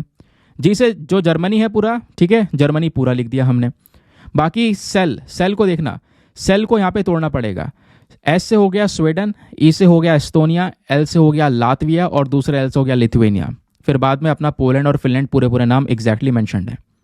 ठीक है, वापस से रिवाइज करो, rude Germany, sell Poland and Finland, ये वो कंट्रीज हैं जो कि बाल्टिक सी के साथ में अपने बॉर्डर्स को शेयर करती हैं। समझ गए, क्लियर हो गया। चलो आगे आते हैं। अब बात करते हैं, ये जो समुद्र है दोस्तों, ये कई सारे कैनाल के थ्रू जुड़ा हुआ है। फॉर एग्जाम्पल ये बाल्टिक सी को आप देख रहे हो, यहीं पर एक कैनाल है, केल कैनाल करके, इसके माध्यम से नॉर्थ सी से जुड़ता है। ऊपर और भी सी से यहाँ पर समुद्र से जुड़ता हुआ ये नजर आता है। गल्फ की बात करेंगे तो अब गल्फ देख लो थोड़ा सा। इसी बाल्टिक सी में 3 इंपॉर्टेंट गल्फ देखने को मिलती हैं। गल्फ बेसिकली एक ऐसा रीजन जो कि यहाँ पर इस तरीके से आप देखने को मिल जाता है, यहाँ पर है ना, इसको हम गल्फ बोलते हैं, जो एक तरीके से घुसा हुआ पानी है ना, ये एरिया जो है गल्फ कहलाता है। तो बाल्टिक सी में एक तो हो गया गल्फ ऑफ बोथनिया, एक हो गया यहाँ पर गल्फ ऑफ फिनलैंड, और तीसरा हो गया गल्फ ऑफ रीगा। ठीक है, ये इंपॉर्टेंट गल्फ है जिसको लेकर क्वेश्चंस बनते हैं। इनफ्लोज की बात करेंगे तो लगभग 250 से ज़्यादा नदियाँ दोस्तों इस समुद्र में आकर गिरती हैं। और जो 250 नदियाँ आके गिरती हैं समुद्र में, इसमें से सबसे बड़ी नदी कौन सी, क्वेश्चन बन सकता है, तो वो है नेवा। नेवा नदी सबसे बड़ी है। आइलैंड्स की बात करेंगे तो इसी समुद्र में दोस्तों छोटे छोटे 20 से ज़्यादा आइलैंड्स आपको देखने को मिल जाएंगे, जो कि अलग अलग कंट्रीज क्लेम करती हैं। बाल्टिक सी के इंपॉर्टेंट फीचर्स भी हैं। ये जो पूरा समुद्र आपने बाल्टिक सी को देखा, इसमें जो पानी प्रेजेंट है, वैसे समुद्र का पानी ज़्यादातर कैसा होता है, खारा होता है, नमकीन होता है, कि भाई मुंह में डाला भी ना जाए। लेकिन बाल्टिक सी का जो पानी दोस्तों वो थोड़ा सा लेस सॉल्टी होता है, इसमें खारापन कम होता है। रीज़न, क्योंकि इसमें दुनिया भर की बहुत सारी नदियां आकर अपना साफ पानी गिरा रही होती हैं, जिसकी वजह से सॉल्टीनेस इसमें कम हो जाता है। और बाल्टिक सी के नाम के ऊपर ही दोस्तों कुछ कंट्रीज को बाल्टिक नेशंस बोलते हैं। यहीं पर एक और क्वेश्चन आपसे बन सकता है, जब आपसे पूछा जाएगा बाल्टिक नेशन के नाम लिखो, तो बाल्टिक नेशन में हमारे 3 नेशंस आते हैं, एस्टोनिया, लातविया और लिथुआनिया। इन तीनों को हम बाल्टिक नेशन बोलते हैं, ध्यान रखना। ये बाल्टिक सी है, रशिया है, यहीं से जुड़े हुए एस्टोनिया, लातविया, लिथुआनिया आपको यहाँ पर देखने को मिल जाते हैं। समझ गए। चलिए आगे आते हैं नेक्स्ट एक और रेलिवेंट आर्टिकल पर। समझ में आ रहा है ना हर एक चीज़। थम्स अप करते हुए चलना यार। वीडियो पे जो लाइक का बटन है प्लीज़ उसको प्रेस कर देना। हमारे वीडियो में 5000 लाइक्स का टारगेट होता है, जिसको प्लीज़ आप अचीव करवा सकते हो। हमारे द हिंदू न्यूज़पेपर का एक प्रीमियम आर्टिकल है, साइंस एंड टेक से लिंक करेंगे। बात की जा रही है मिसलर वाटर के बारे में। क्या होता है ये वाला पानी और किस तरीके से काम करता है, ज़रा वो समझने की हम कोशिश करेंगे। तो आर्टिकल में डिस्कस किया गया है जो ये मिसलर वाटर है, एक बहुत ही ज़्यादा पॉपुलर प्रोडक्ट जो कि मार्केट्स के अंदर में देखने को मिलता है, और इसका हम यूज़ करते हैं मेकअप को उतारने के लिए, या जो सन स्क्रीन होता है यहाँ पर उसको रिमूव करने के लिए। क्यों? क्योंकि हमारी स्किन को साफ करने की प्रॉपर्टीज़ इस वाले वाटर में पाई जाती है। अब ये वाटर इसलिए इंपॉर्टेंट भी हो गया। दूसरी बात, जो कॉस्मेटिक्स के प्रोडक्ट स्पेशली यहाँ पे आप देख पाओगे गार्नियर वगैरह के, यहाँ पर ये मिसलर वाटर आते हैं ऑलरेडी। मिसलर क्लेंजिंग वाटर, इस तरीके से कई सारी जो कंपनीज है वो ऑलरेडी यहाँ पर इस प्रकार के वाटर को मार्केट में लॉन्च कर चुकी हैं। ठीक है, क्योंकि ये वाटर क्या करता है, हमारे स्किन को क्लियर करता है। कैसे काम करता है वो भी समझाऊंगा, लेकिन पहले ये समझो ये पानी होता क्या है, क्यों इतना यूनिक है। तो मिसलर वाटर दोस्तों एक कह सकते हो सिंपल सा सोल्यूशन है। इसमें थोड़ा सा डिटर्जेंट मिला हुआ होता है जो आपके स्किन की सुरक्षा करता है। तो एक स्किन केयर प्रोडक्ट है। ये बनता कैसे है, इसमें छोटे छोटे ऑयल मॉलिक्यूल्स हैं, ऑयल के, तेल के छोटे छोटे मॉलिक्यूल्स। उन मॉलिक्यूल्स को नाम दिया गया है मिसल्स। और ये मॉलिक्यूल्स क्या हैं? यही मॉलिक्यूल्स क्या करते हैं दोस्तों, हमारे बॉडी में से जो डर्ट है, स्किन में से जो गंदगी है, उसको रिमूव करने का काम करते हैं। तो इस पानी के अंदर जो मिसल्स नाम के मॉलिक्यूल प्रेजेंट है ना, इनको कैसे क्रिएट किया जाता है? एक कह सकते हो स्पेशल मॉलिक्यूल से जिसको बोलते हैं सरफेक्टेंट, इसके माध्यम से ऐसा मॉलिक्यूल बनाया गया। और जो मॉलिक्यूल हमारे पास में बनकर आया, इसके पास में दोनों प्रॉपर्टीज़ हैं। कौन सी? हाइड्रोफोलिक भी और हाइड्रोफोबिक भी। दोनों का मतलब क्या है? हाइड्रोफोलिक मतलब ये वाटर लविंग प्रॉपर्टीज़ भी है, और वाटर से ये कह सकते हो कि नफरत भी करने वाली प्रॉपर्टीज़, वाटर हीटिंग प्रॉपर्टीज़ भी आपको देखने को मिल जाती हैं। दोनों प्रॉपर्टीज़ इन मॉलिक्यूल्स में होती हैं। अब सवाल यह है, दोनों प्रॉपर्टीज़ प्रेजेंट हैं, इसी वजह से ये बढ़िया तरीके से काम करता है। तो काम करता कैसे है ये मिसलर वाटर? तो दोस्तों यहाँ पे बोला जाता है, जैसे ये जो पानी है, जो बॉटल वगैरह किसी ने परचेज़ की, अब उसे वो क्या करेगा, वो यहाँ पर आप कह सकते हो, देखो कई बार मेकअप वगैरह आजकल बहुत हार्ड लग जाता है, तो है ना, उस मेकअप को यहाँ पर हटाने के लिए, रिमूव करने के लिए, साफ करने के लिए, स्किन को स्मूथ करने के लिए इन वाटर का यूज़ किया जाता है। फिर यूज़ कैसे होता है? एक कॉटन लिया, कॉटन पैड लिया, उस कॉटन पैड के ऊपर में दोस्तों इस मिसलर वाटर को लगाया। लगाने के बाद में वो जो कॉटन है वो क्या करता है, जो वाटर लविंग पार्ट है उसको अपने पास में अट्रैक्ट कर लेता है, और जो ऑयली पार्ट होता है, यानी कि जो गंदगी है, उसको यहाँ पर बाहर फेंकने की कोशिश करता है। इस तरीके से यहाँ पर ये काम करता है। तो जो ऑयली पार्ट यहाँ पर होता है, जिसको ये बाहर निकालता है, जिसमें से यहाँ पर आपका डर्ट वगैरह हो गया जो फेस के ऊपर जमा होता है। ठीक है, तो कॉटन पे लगाया और इस तरीके से यहाँ पर फेस को साफ कर लिया, जिससे जो सारा का सारा डर्ट है वो सब यहाँ पे कॉटन पर निकलना शुरू हो जाता है, जिसकी वजह से एंड में हमको एक क्लीन स्किन मिलती है। तो क्वेश्चन बन सकता है मिसलर वाटर क्या है, किस लिए यूज़ किया जाता है? तो आई होप आप लोग यहाँ पर इसको लेकर एक बढ़िया सा आंसर आप दे सकते हैं। चलिए आगे आते हैं नेक्स्ट आर्टिकल पर। अगला आर्टिकल भी द हिंदू का है। दोस्तों यहाँ पे हम एक ग्रुप की बात कर रहे हैं जिसका नाम है वेमार ट्रायंगल। हुआ क्या है, 3 देशों का यह ग्रुप है। वो 3 देश कौन कौन से हैं, ध्यान रखना, पोलैंड, फ्रांस और जर्मनी। ये 3 कंट्रीज़ यहाँ पर क्या कर रही हैं, 3 कंट्रीज़ मिलकर एक स्ट्रॉन्गर ग्रुप बना रही है, क्योंकि रशिया का जो कंसर्न है, रशिया से संबंधित जो चिंताएं हैं वो लगातार बढ़ रही हैं, जिसके रेस्पॉन्स में दोस्तों जो वेमार ट्रायंगल ग्रुप है ये काम करता है। और लेकिन ग्रुप ऐसा नहीं कि नया ग्रुप बनाया गया, बहुत पुराना ग्रुप है।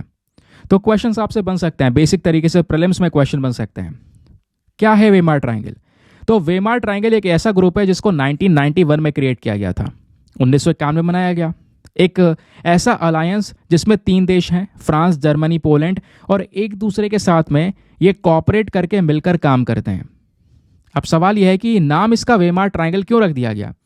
रीज़न यहाँ पर यह है दोस्तों, जर्मनी में एक शहर है वेमार नाम का, वहाँ पर सबसे पहली मीटिंग हुई थी इन तीनों देशों की, उसी वजह से यहाँ पर इसका नाम वेमार ट्रायंगल रख दिया गया। अब बात है इस ग्रुप का मेन ऑब्जेक्टिव, उद्देश्य क्या है? उद्देश्य है ये तीनों देश साथ में मिलकर अपने बॉन्डिंग को स्ट्रॉन्ग करें, कोऑपरेशंस को बढ़ाएं, है ना, स्पेशली यहाँ पर जो पॉलिटिक्स, इकोनॉमी, कल्चर वाले जो फील्ड्स हैं इसमें मिलकर काम करें। और कोई भी अगर चैलेंज है इन तीनों के सामने, कोई यहाँ पर चौथा कंट्री यहाँ पर एक चैलेंज की तरह दिखाई दे रहा है, तो उससे लड़ना। तो जैसे ये तीनों कंट्रीज साथ में है, रशिया के खिलाफ में है, तो यहाँ पर आप कह सकते हो वेमार ट्रायंगल उनके लिए भी काम कर रहा है। समझ गए? बाकी इंपॉर्टेंस की बात करेंगे तो समझ ही चुके हो यार, इसका कोई ऐसा इंपॉर्टेंस है कि आपस में कॉपरेशन को बढ़ाने का काम कर रहा है। बाकी जो वेमार ट्राइंगल है, इसमें और कौन कौन सी चीज़ों को लेकर ये तीनों देश मिलकर आपस में मिलकर काम कर रहे हैं। तो पहला है पॉलिटिकल डायलॉग। ये एक ऐसा प्लेटफॉर्म है जहाँ पर ये तीनों देश मिलकर रेगुलर डिस्कशंस करते हैं, है ना, ग्लोबल इश्यूज़ के ऊपर में और भी कई सारे मैटर्स के ऊपर में। इकोनॉमिकली कोलैबोरेट करते हैं, आपस में मिलकर व्यापार को बढ़ावा देते हैं, इन्वेस्टमेंट्स वगैरह करते हैं। फिर कल्चरल एक्सचेंज में भी यहाँ पर इन तीनों का एक महत्वपूर्ण रोल है। सिक्योरिटी डिफेंस में अगर आप देखोगे तो ये कंट्रीज़ क्या करती हैं, जॉइंट मिलिट्री अभ्यास वगैरह कंडक्ट करती हैं, जिससे इनके कह सकते हो कि जो डिफेंस रिलेशंस है वो काफ़ी मजबूत होते हैं। प्लस जो नए नए मुद्दे हैं उनको एड्रेस भी करता है यहाँ पर ये वेमार ट्रायंगल। तो वेमार ट्रायंगल क्या है, कौन से तीन देश हैं, ध्यान रखना एग्जामिनेशन में स्पेशली नाम पूछ लिया जाएगा कि भाई ये तीन देश हैं, ये तीनों देश कौन सा ग्रुप बनाते हैं। नीचे आपको ऑप्शन मिल जाएंगे ये तो बता देना है, वेमार ट्रायंगल इसका सही उत्तर है। चलिए आते हैं नेक्स्ट आर्टिकल पर। अगले आर्टिकल में बात की जा रही है जो हमारे एयरफोर्स का चिनूक हेलीकॉप्टर है दोस्तों, इसने अभी पंजाब के अंदर में एक इमरजेंसी लैंडिंग की। क्यों, अचानक से इसमें कुछ टेक्निकल एरर देखने को मिला जिस वजह से यहाँ पर इसको लैंड करवाना पड़ा। इस वजह से जो चिनूक हेलीकॉप्टर है वो न्यूज़ में बना हुआ है।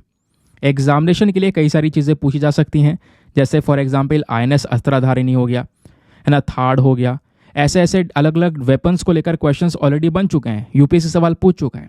तो चिनूक हेलीकॉप्टर के बारे में भी आपको पता होना चाहिए। ये हेलीकॉप्टर हैवी सा दिख रहा है, यही है चिनूक हेलीकॉप्टर।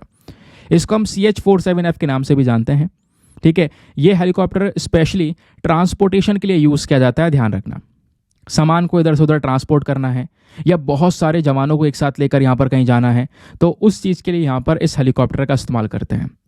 वैसे इसका कुछ और भी काम भी है, यानी और भी कई सारे काम ये कर सकता है, तो मल्टी मिशन हेलीकॉप्टर इसको बोलते हैं।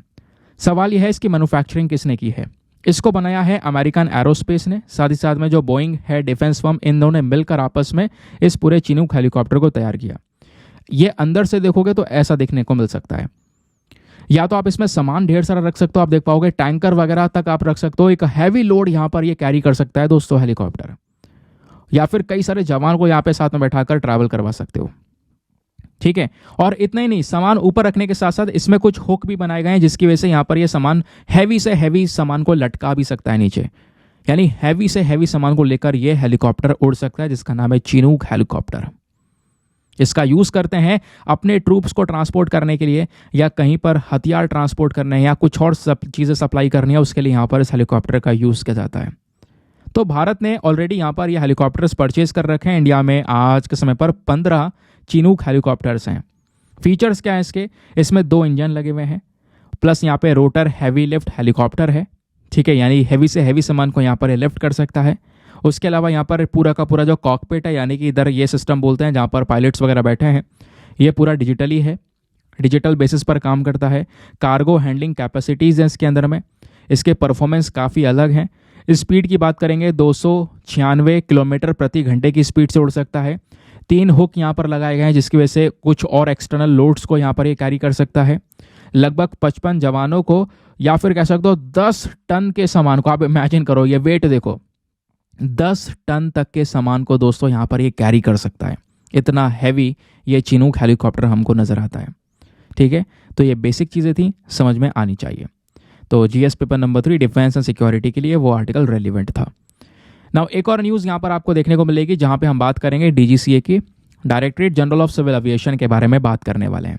हुआ क्या है, तो DGCA ने दोस्तों एयर इंडिया को एक शॉकेज नोटिस दिया है, शोकॉज नोटिस, जिसके अंदर यहाँ पर बोला जा रहा है कि एयर इंडिया में एक ऐसा इंसिडेंट देखने को मिला जहाँ पर 80 साल के यहाँ पर एक बुजुर्ग आदमी, ठीक है, जो कि व्हील चेयर पे थे।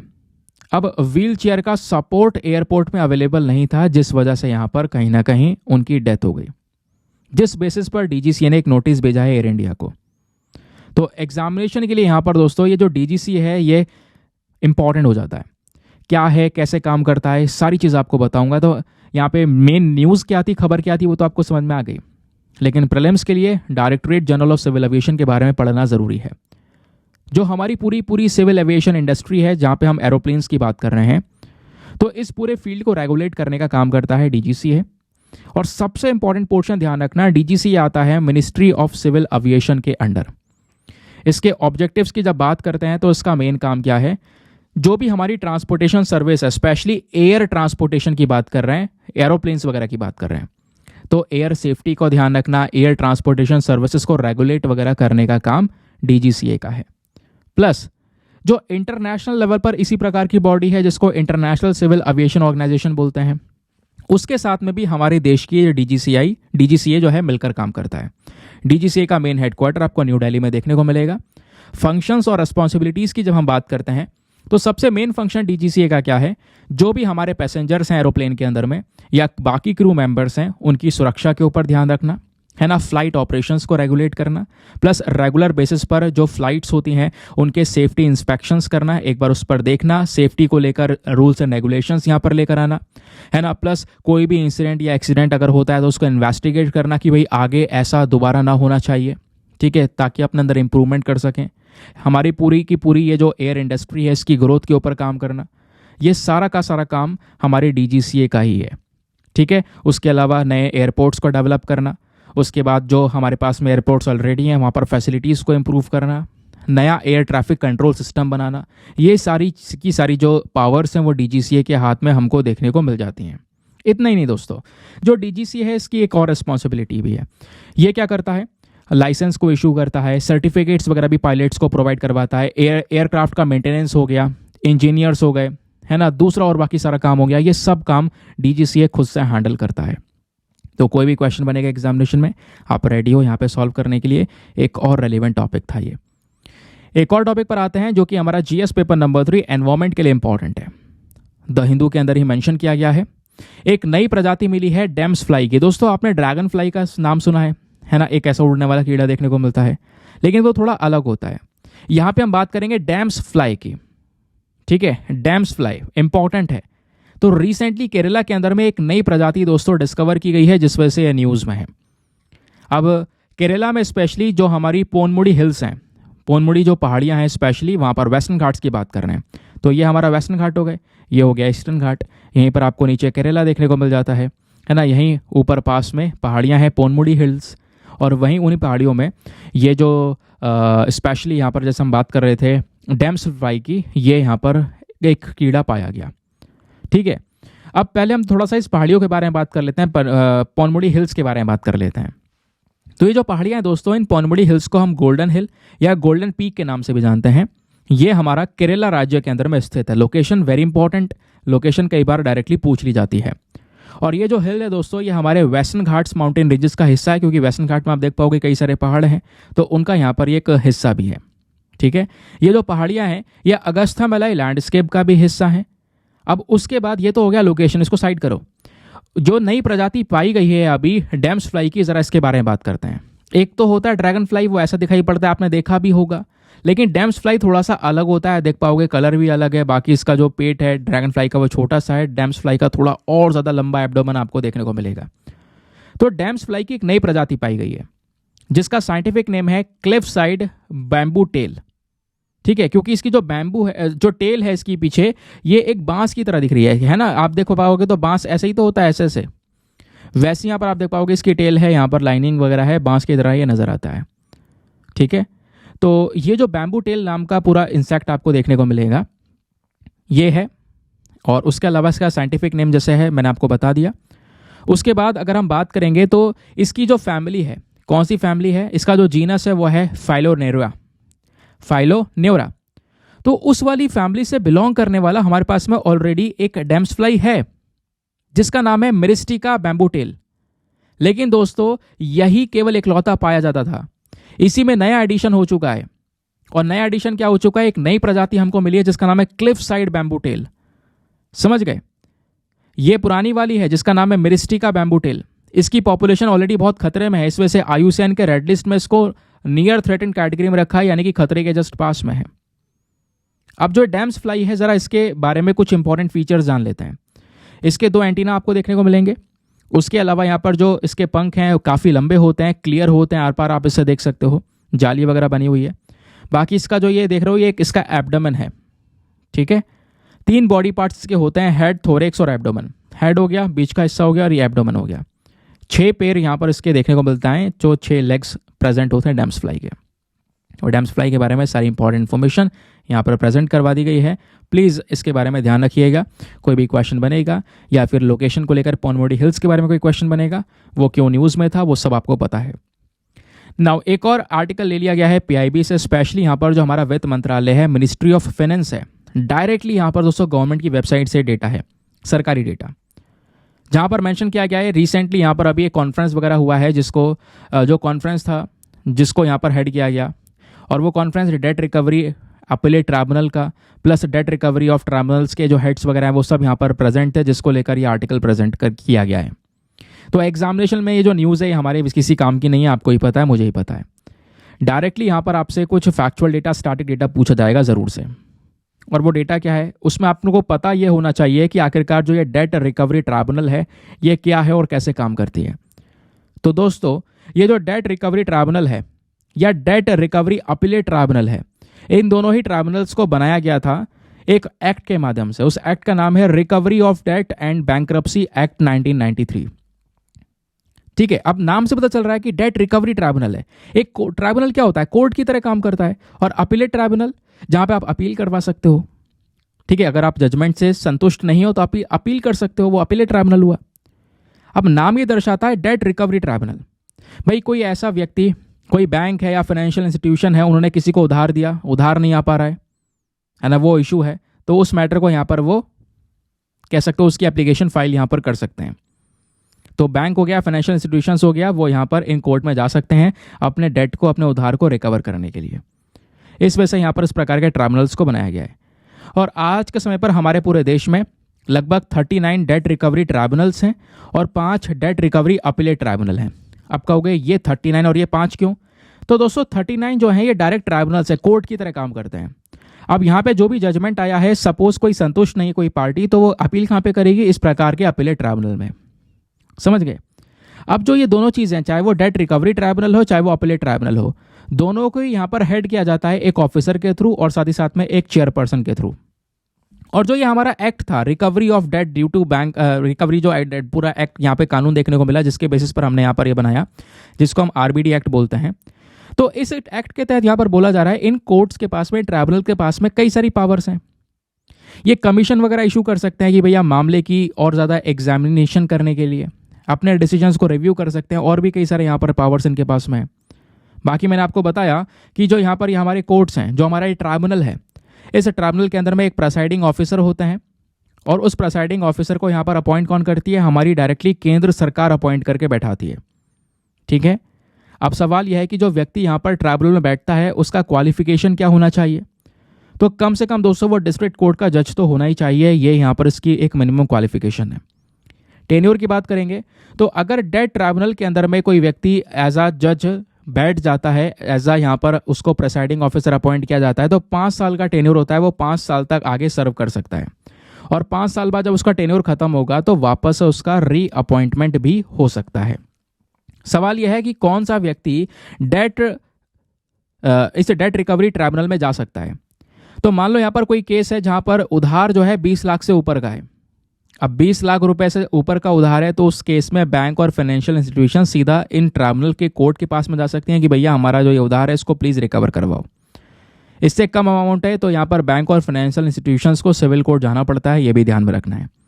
तो क्वेश्चंस कहीं से भी आ सकते हैं, आप रेडी रहना, क्योंकि ये सारी चीज़ें न्यूज़ में हैं और वो चीज़ें हैं जो इंपॉर्टेंट है। ऐसे तो मैं बहुत कुछ और भी डिस्कस कर सकता था, लेकिन ये वो चीज़ें हैं जहाँ से क्वेश्चंस बनने की संभावनाएं बहुत ज़्यादा हैं। नाउ अब इसी में डाउन टू अर्थ का मैगजीन भी आ चुका है। एक और इम्पॉर्टेंट टॉपिक जहाँ पर सेंट्रल एशियन फ्लाईवे की बात हो रही है। तो सेंट्रल एशियन फ्लाईवे दोस्तों क्या है, अभी इसको रिकग्नाइज किया गया है और ये फ्लाईवे कई सारी माइग्रेटरी बर्ड्स को सपोर्ट करता है। माइग्रेटरी बर्ड्स कौन सी होती हैं? वो चिड़िया जो एक देश से दूसरे देश में ट्रैवल करती हैं। और ये सेंट्रल एशियन फ्लाईवे क्या है ये भी मैं आपको बताऊंगा। तो दोस्तों ये वाला फोटो अगर आप देखो कोई, तो ये पूरा वर्ल्ड मैप है। पीछे आप देख पाओगे वर्ल्ड मैप नजर आएगा, पीछे ये इंडिया नजर आ रहा होगा, ये पूरा यहाँ पर साउथ अफ्रीका है ना, ये साउथ अमेरिका है, ऊपर अमेरिका है। तो यहीं पर सेंट्रल एशियन फ्लाईवेज आपको देखने को मिलेंगे। ऐसे कई सारे फ्लाईवे हैं। फॉर एग्जाम्पल यहाँ पे बात करेंगे सेंट्रल एशिया इंडिया की, तो ये फ्लाईवे यहाँ पे ऊपर देखोगे तो ऊपर रशिया है। तो रशिया के ऊपर वाले रीजन से कई सारी चिड़िया जो है वो उड़कर आती हैं ऐसे, और उड़कर आके अपना काम वगैरह करके, क्योंकि हर साल क्या होता है माइग्रेटरी बर्ड्स आती हैं, ठीक है, फिर और वो वापस भी इसी रास्ते चली जाती हैं। तो ये इनके रूट हैं। कोई कोई चिड़िया इस तरीके से इस वाले रूट से जाती हैं, वो सीधा यहाँ पर चाइना को कवर करते हुए ऑस्ट्रेलिया वगैरह न्यूजीलैंड से होती हुई वापस चली जाती हैं। समझ गए? तो ये उनके रूट है माइग्रेट करने के इधर से उधर, ये रूट्स आपने ध्यान में रखना है। इसी को हम सेंट्रल एशियन फ्लाईवे बोलते हैं। समझ गए? तो सेंट्रल एशियन फ्लाईवे क्या है? एक बहुत ही बड़ा कॉन्टिनेंटल एरिया जो यूरेशिया, एक तरफ यूरेशिया है और दूसरा यहाँ पर आर्कटिक एंड इंडियन ओशन है। ठीक है, क्योंकि दोस्तों ये फ्लाईवेज बहुत सारे हैं, लेकिन जब हम सेंट्रल एशियन फ्लाईवे की बात करते हैं तो सेंट्रल एशियन फ्लाईवे ये वाला है। ठीक है, ऊपर यहाँ पे यूरेशिया हो गया, है ना, ये यूरोप हो गया, ये यूरोप हो गया और ये एशिया हो गया। यूरोप एशिया मिलकर यूरेशिया बनाता है, तो ऊपर यूरेशिया हो गया और नीचे यहाँ पर आपका इंडियन ओशन हो गया, है ना, और पैसिफिक ओशन हो गया। ठीक है, हमारा स्पेशली यहाँ पर आर्कटिक रीजन हो गया और इंडियन ओशन, आर्कटिक रीजन और इंडियन ओशन को देख सकते हो। तो ये पूरा का पूरा जो डिस्टेंस है आर्कटिक, इंडियन ओशन और यूरेशिया वाले पर्टिकुलर रीजन के बीच में जो यहाँ पर फ्लाईवे आता है वो कहलाता है सेंट्रल एशियन फ्लाईवे। इसमें कई सारी जो चिड़ियाँ हैं वो हर साल माइग्रेट करती हैं, ब्रीडिंग करती हैं, रुकती हैं, घूमती हैं, फिर अपनी जगह पर वापस पहुँच जाती हैं। और ऐसे हमारे दुनिया में 9 फ्लाईवेज हैं दोस्तों, जहाँ से चिड़ियाँ उड़ती हैं। और वो 9 फ्लाईवेज के नाम आपको देखने को मिलेगा, 1 2 3 4 5 6 7 8 9। इसमें से हम बात कौन सी कर रहे हैं? केवल और केवल सेंट्रल एशियन फ्लाईवे की बात कर रहे हैं, क्योंकि हमारे काम का वही है। ठीक है, आगे आते हैं। अब दोस्तों इंडिया का क्या इनिशिएटिव है? अगर आप देखोगे जो ये सेंट्रल एशियन फ्लाईवे है, यहाँ से कई सारी चिड़ियाएँ हैं जो कि यहाँ पर माइग्रेट करती हैं एनुअली। हर साल दोस्तों यहाँ पर वो इधर से उधर ट्रैवल करती हैं। उन चिड़ियों को देखोगे तो उसमें यहाँ पर ब्लैक नेक्ड क्रेन है, बार हेडेड गूस है, उसके अलावा ब्लैक विंग्ड है, कैस्पियन प्लोवर है, ब्राउन हेडेड गल है, रेलिक गल है, उसके बाद यहाँ पर आइबिस बिल है। तो ऐसी कई सारी जो चिड़ियाँ हैं वो यहाँ पर इसी वाले रूट को, यानी कि सेंट्रल एशियन फ्लाईवे वाले रूट को अपनाती हैं, इसी पर्टिकुलर रीजन में वो माइग्रेट करती हैं। तो इंडिया की बात करेंगे तो 14 ऐसी अलग अलग जानवरों की प्रजातियां हैं जिनको हमने इसी पर्टिकुलर इनिशिएटिव के अंदर में लिस्ट किया हुआ है। और वो चिड़ियों के नाम दोस्तों यहाँ पर आपको लिखे हुए देखने को मिल जाएंगे, जो कि माइग्रेट करती हैं इन सेंट्रल एशियन फ्लाईवे से। ठीक है, क्लियर हो गया? आगे आते हैं नेक्स्ट आर्टिकल पर। आज के द हिंदू न्यूज़पेपर में दोस्तों एक और टॉपिक मेंशन है, जहां पर बोला जा रहा है जो 16वां फाइनेंस कमीशन होने वाला है। ठीक है, 16वां फाइनेंस कमीशन, जो कि दोस्तों इसका जो शुरुआती तौर होगा वो अप्रैल 2006 में होगा, 2026। तो अप्रैल 2026 से दोस्तों ये हमारा फाइनेंस कमीशन काम करेगा, जो कि 16वां फाइनेंस कमीशन होगा। तो उसमें कुछ लोगों को अपॉइंट किया गया था ना। अब यहाँ पर नए मेंबर को अपॉइंट करना पड़ेगा, क्योंकि यहाँ पर वो लोग आज के समय पर इन रिस्पॉन्सिबिलिटीज़ को नहीं उठा पा रहे हैं इस वजह से। तो इसी वजह से जो हमारा फाइनेंस कमीशन है वो न्यूज़ में आ चुका है।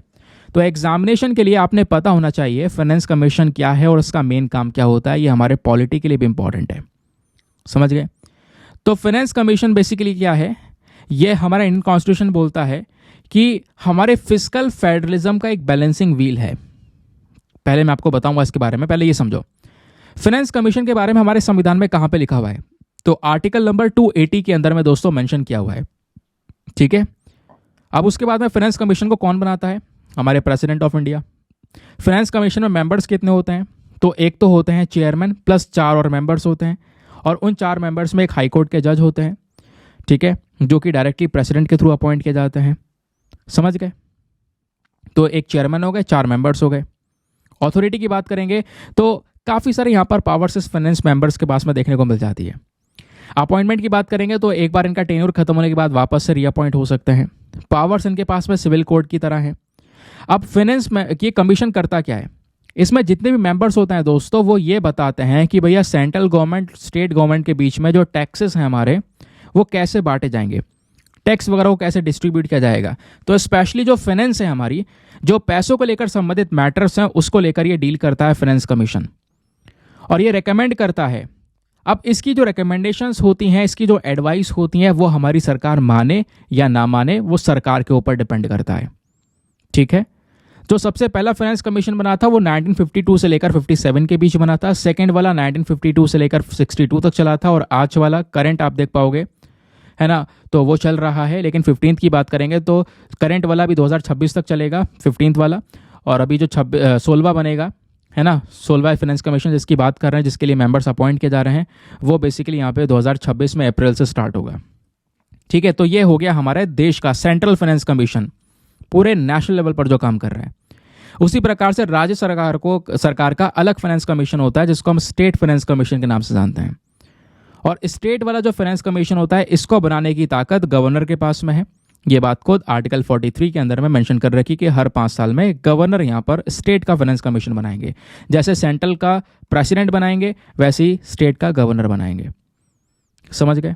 और ये जो स्टेट का फाइनेंस कमीशन होता है, इसका मेन काम क्या होगा, जो हमारी पंचायत हैं, म्यूनिसिपैलिटीज़ हैं, उनकी फाइनेंशियल जो पोजीशंस है, पैसों को लेकर क्या स्थिति है, उसको रिव्यू वगैरह करने का काम होता है। सिंपल। चलिए आगे आते हैं एक और मेन पॉइंट पर। नाउ ये है आज का हमारा एडिटोरियल डिस्कशन। आज के द हिंदू न्यूज़पेपर में भी एडिटोरियल्स प्रेजेंट हैं, प्लस एक एडिटोरियल हमने अलग से भी लिया है। लेकिन दोस्तों, जो द हिंदू न्यूज़पेपर में एडिटोरियल प्रेजेंट है ना, वो रिपीटेड वाले हैं। जैसे अगर मैं बताऊं तो आज हम क्या क्या डिस्कस करेंगे। सबसे पहले ये वाला एडिटोरियल कवर करेंगे जहां पे बात हो रही है इंडियन डिफेंस एक्सपोर्ट्स की। तो भारत का डिफेंस एक्सपोर्ट पिछले कुछ समय पर तेजी से बढ़ा। राइटर ने जबरदस्त टॉपिक लिखा है दोस्तों, बहुत सारे एस्पेक्ट्स यहां पे डिस्कस करेगा। इंडियन एक्सपोर्ट्स कैसे बढ़ा, क्या रीजन थे, क्या चैलेंजेस हैं, क्या सुझाव हैं। ठीक है, और मेंस का क्वेश्चन भी इसी आर्टिकल के ऊपर बेस्ड है। और आज के ही द हिंदू न्यूज़पेपर में एक और एडिटोरियल प्रेजेंट यहां पर आपको देखने को मिलेगा, engineering graduates are steering service sector. ठीक है, जैसे यहां पे बोलते हैं ना, जो इंजीनियरिंग करते हैं लोग, वो उसके बाद करने के बाद में इंजीनियर के अलावा वो कुछ भी काम कर लेते हैं। अब क्या है, जो इंजीनियरिंग से ग्रेजुएट हुए हुए हैं, वो आज के समय पर सर्विस सेक्टर में पूरी तरह से अपनी पोजीशन को गेन कर चुके हैं। तो इंडिया में आपको पता है सर्विस सेक्टर का ही सबसे बड़ा दबदबा है ना, जिसमें डॉक्टर, इंजीनियर, लॉयर की बात करते हैं। तो सर्विस सेक्टर में ही दोस्तों इंजीनियरिंग ग्रेजुएट्स ने पूरा डोमिनेंस क्रिएट कर रखा है। तो इसमें क्या करना चाहिए, हमें कुछ और करने की क्या ज़रूरत है, वो यहाँ पे राइटर ने बताया है। इसको भी हम कवर करेंगे।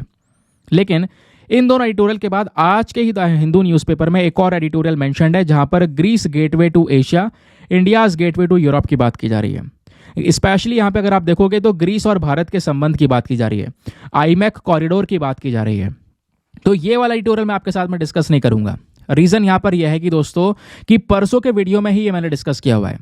तो अगर आपने पढ़ना भी है ना, तो प्लीज आप परसों का वीडियो ओपन कीजिए। परसों वीडियो ओपन करने के बाद मैंने ग्रीस और भारत के जो डिटेल से संबंध हैं, आईमैक कॉरिडोर का क्या इंपॉर्टेंट रोल है, हर एक एस्पेक्ट मैंने समझाया हुआ है।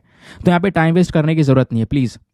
इसके बजाय यहाँ पर कुछ और प्रोडक्टिव चीज पढ़ सकते हैं। समझ गए? तो यहाँ पर ये वाला एडिटोरियल आप परसों वाले वीडियो से कवर कर सकते हो। तो चलो शुरुआत करते हैं अपने एडिटोरियल डिस्कशन की।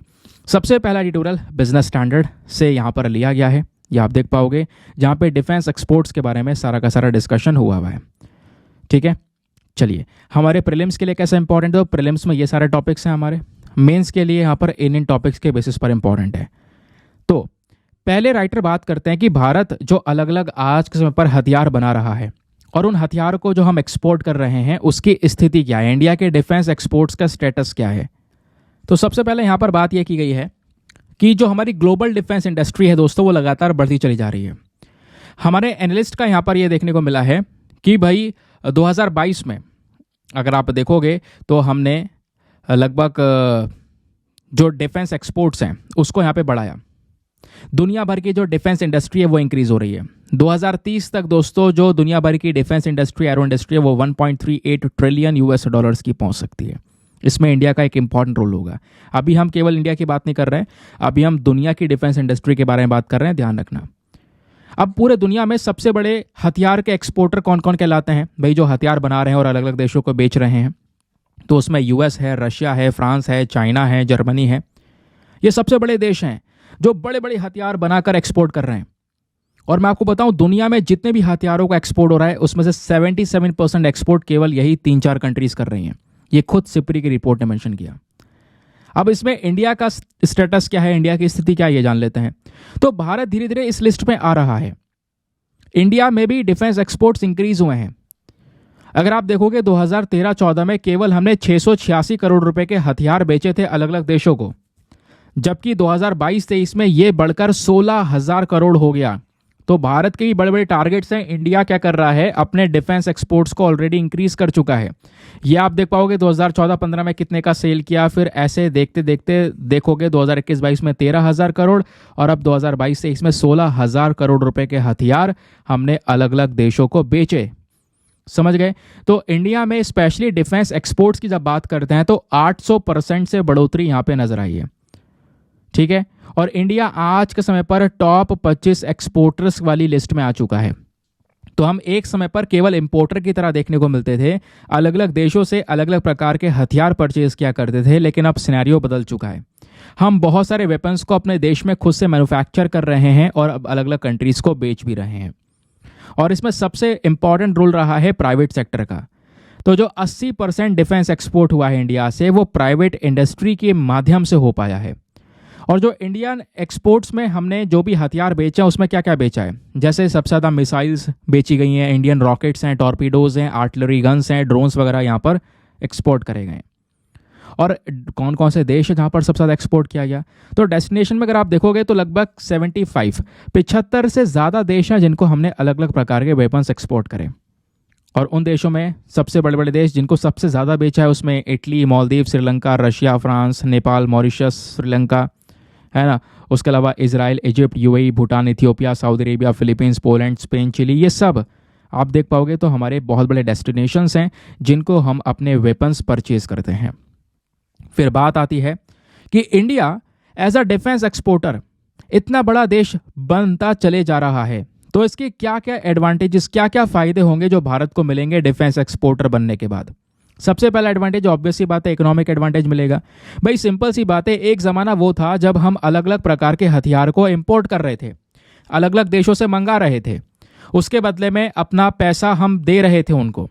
बट अब क्या है, हम उसी को ही इंडिया में मैन्युफैक्चर कर रहे हैं, बेच रहे हैं, यानी कि उल्टा कमा रहे हैं। तो भारत की जो इंपोर्ट डिपेंडेंसी है वो कम हो रही है, हमारे इकोनॉमी को फायदा मिल रहा है, इकोनॉमी को बूस्ट मिल रहा है, प्लस आत्मनिर्भर भारत इनिशिएटिव की तरफ हम बढ़ रहे हैं। तो पहला बेनिफिट ये होगा इंडिया का डिफेंस एक्सपोर्टर बनने की वजह से। सेकंड बेनिफिट होगा कि हम क्या कर पाएंगे, जो दुनिया भर की डिफेंस सप्लाई चेन है उसके साथ में इंटीग्रेट होकर काम कर पाएंगे, क्योंकि इंडिया का जो डिफेंस इंडस्ट्री है वो अभी यूएसए, फ्रांस वाली लिस्ट को ज्वाइन कर रहा है। ये भी फायदा होगा, फिर इन देशों के साथ में इंडिया का नाम जुड़ेगा, प्लस एक इंटरडिपेंडेंस बनेगा, हमारा जो मिलिट्री कॉपरेशन है वो इंक्रीज होगा, अलग अलग देशों के साथ में संबंध बढ़ेंगे जिनको हम हथियार बेचेंगे, व्यापार करेंगे। इंडिया का जो डिफेंस रिलेशन है दोस्तों वो इंक्रीज होते हुए नजर आएंगे। इंडिया का एक नाम बनता चलेगा इस पोजीशन पर, जैसे आज फ्रांस, जर्मनी, यूएसए वगैरह का है। प्लस डिफेंस वाले सेक्टर में हम अपने पैर पर खड़े हो सकेंगे, है ना। ये सारी चीजें यहाँ पर एज अ एडवांटेज के तौर पर देखने को मिलेंगी। फिर उसके बाद में यहाँ पे बात ये भी है, जो यूएस का एमरजेंस है, आप देख पाओगे अमेरिका भी ऐसे ही ग्रो किया है। एक समय ऐसा था कि अमेरिका केवल और केवल इंपोर्ट करता था अलग अलग प्रकार के डोमेस्टिक वेपन आइटम्स को। अब उसके बाद क्या होता है, 1880s में अमेरिका ने खुद से प्रोडक्शन स्टार्ट किया, डोमेस्टिक प्रोडक्शन स्टार्ट किया, प्राइवेट इंडस्ट्री का हेल्प लिया, जिसकी वजह से आज अमेरिका इस लेवल पर है जहाँ पे वो दुनिया भर को अलग अलग वेपन्स एक्सपोर्ट कर रहा है। फिर एक और बात आती है, आखिरकार ऐसे कौन कौन से फैक्टर रहे, कौन कौन से मेन कारक रहे जिसकी वजह से India as a defence export की तरह हमको देखने को मिल रहा है। पहली चीज, जियोपॉलिटिकल कई सारे इश्यूज आए जिसकी वजह से इंडिया ने कई सारे देशों से हथियार खरीदना बंद किया और हम लोगों ने खुद से डेवलप करना शुरू किया। फिर अगर आप देखोगे तो कौन कौन से ऐसे आइटम्स हैं जो हमने बनाए अपने देश में और अलग अलग देशों को एक्सपोर्ट करें, तो उसमें अगर आप देखोगे तो offshore patrol vessel, helicopters, SUV, avionics हो गए, भारतीय रेडियो, कोस्टल सर्विलांस सिस्टम हो गया। तो इसमें कई सारे जहाज़ हैं, टॉर्पीडोज हैं, मिसाइल्स हैं, ये सारी चीज़ें हमने बनाकर अलग अलग देशों को परचेज की हैं। समझ गए। अब एक्सटर्नल अपॉर्चुनिटीज़ की बात करते हैं। एक और चीज़ यहाँ पर आपको, मतलब एक और चीज़ है, ये तो मेन कारण हो गया कि भाई इंडिया को ये फ़ायदा मिला। दूसरा यहाँ पर मेन फ़ायदा अगर आप देखोगे तो हुआ ये कि चाइना का जो एक्सपोर्ट है वो पिछले कुछ समय पर कम हुआ, क्योंकि जब हम बात करते हैं दुनिया में हथियार के एक्सपोर्टर की तो उसमें चाइना भी टॉप पर है। लेकिन अगर यहाँ पर हम देखें तो चाइना का एक्सपोर्ट पिछले कुछ समय पर कम हुआ है। पिछले कुछ समय में स्पेशली म्यांमार, नाइजीरिया और पाकिस्तान में चाइना प्रॉब्लम से घिरा हुआ है। तो कुछ चैलेंजेस फेस किए हैं चाइना के वेपन इंडस्ट्री ने, डिफेंस इंडस्ट्री ने, और इस वजह से चाइना का जो एक्सपोर्ट है दोस्तों उसमें 7.8% की गिरावट आई है।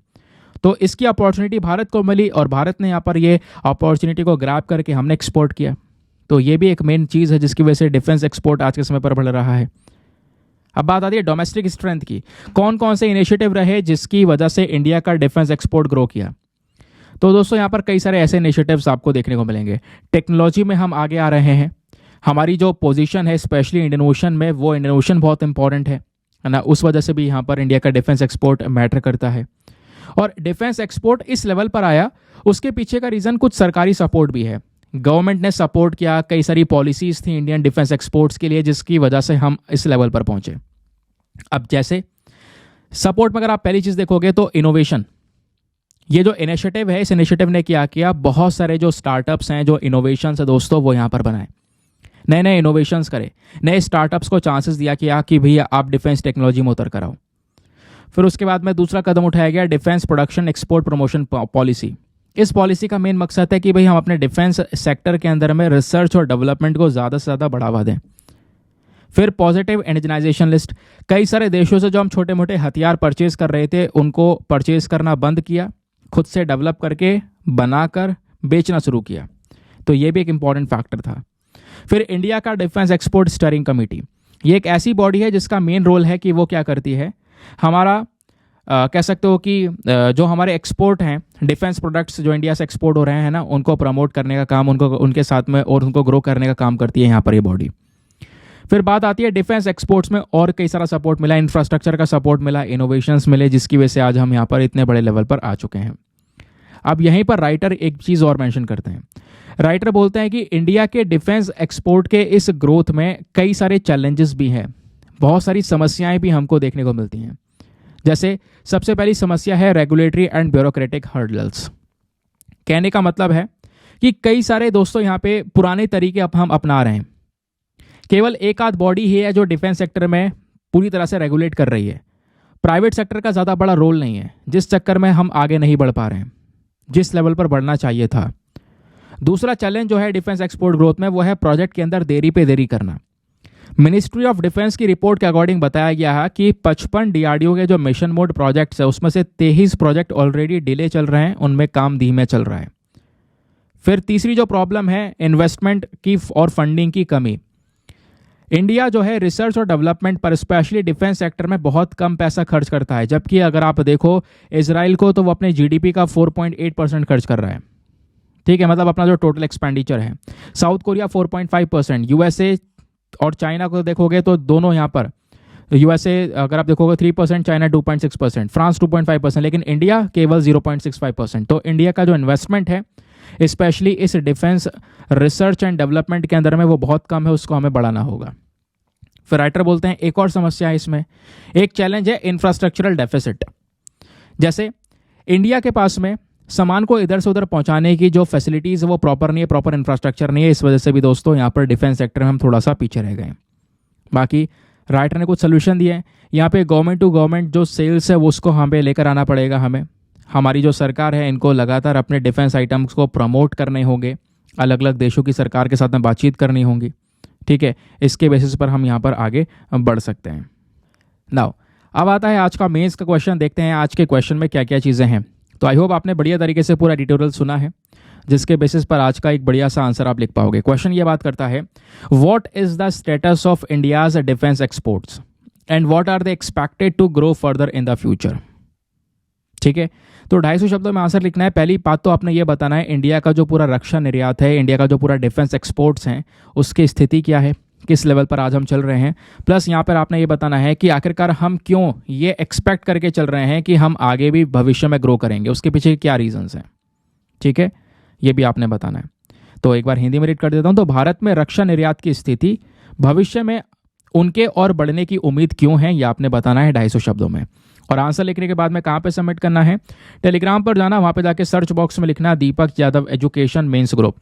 जैसे आप फुल फॉर्म लिखोगे मेरा टेलीग्राम चैनल मिलेगा, जहाँ पे ऑलरेडी 78,000 से ज़्यादा लोग जुड़ चुके हैं। आप भी जुड़कर अपने आंसर्स को लिखकर सबमिट कर सकते हो। अपने आंसर को लिखकर जब आप सबमिट करोगे तो दोस्तों साथ ही साथ में एक छोटा सा काम और करना है, एटलीस्ट सभी लोगों को 2-2 आंसर्स रिव्यू करने हैं। जब आप सभी लोग 2-2 आंसर्स को रिव्यू करोगे बहुत सारे फायदे होंगे आपको भी और सामने वाले को भी। आपको कुछ इंपॉर्टेंट पॉइंट्स मिलेंगे जो आप अपने नोट्स में इंक्लूड कर सकते हो। सामने वाले के आंसर में अगर कोई मिस्टेक होती है तो आप उनको बता सकते हो कि यहाँ पर इंप्रूवमेंट की आवश्यकता है। तो इस प्रकार से कोऑपरेटिव वे में वो पूरा का पूरा ग्रुप काम कर रहा है। आगे आते हैं हम लोग अपने आज के नेक्स्ट एडिटोरियल पर और आखिरी एडिटोरियल पर। आज के द हिंदू न्यूज़पेपर में ही मेंशन्ड है, जहाँ पे बात की जा रही है engineering graduates are steering the service industry.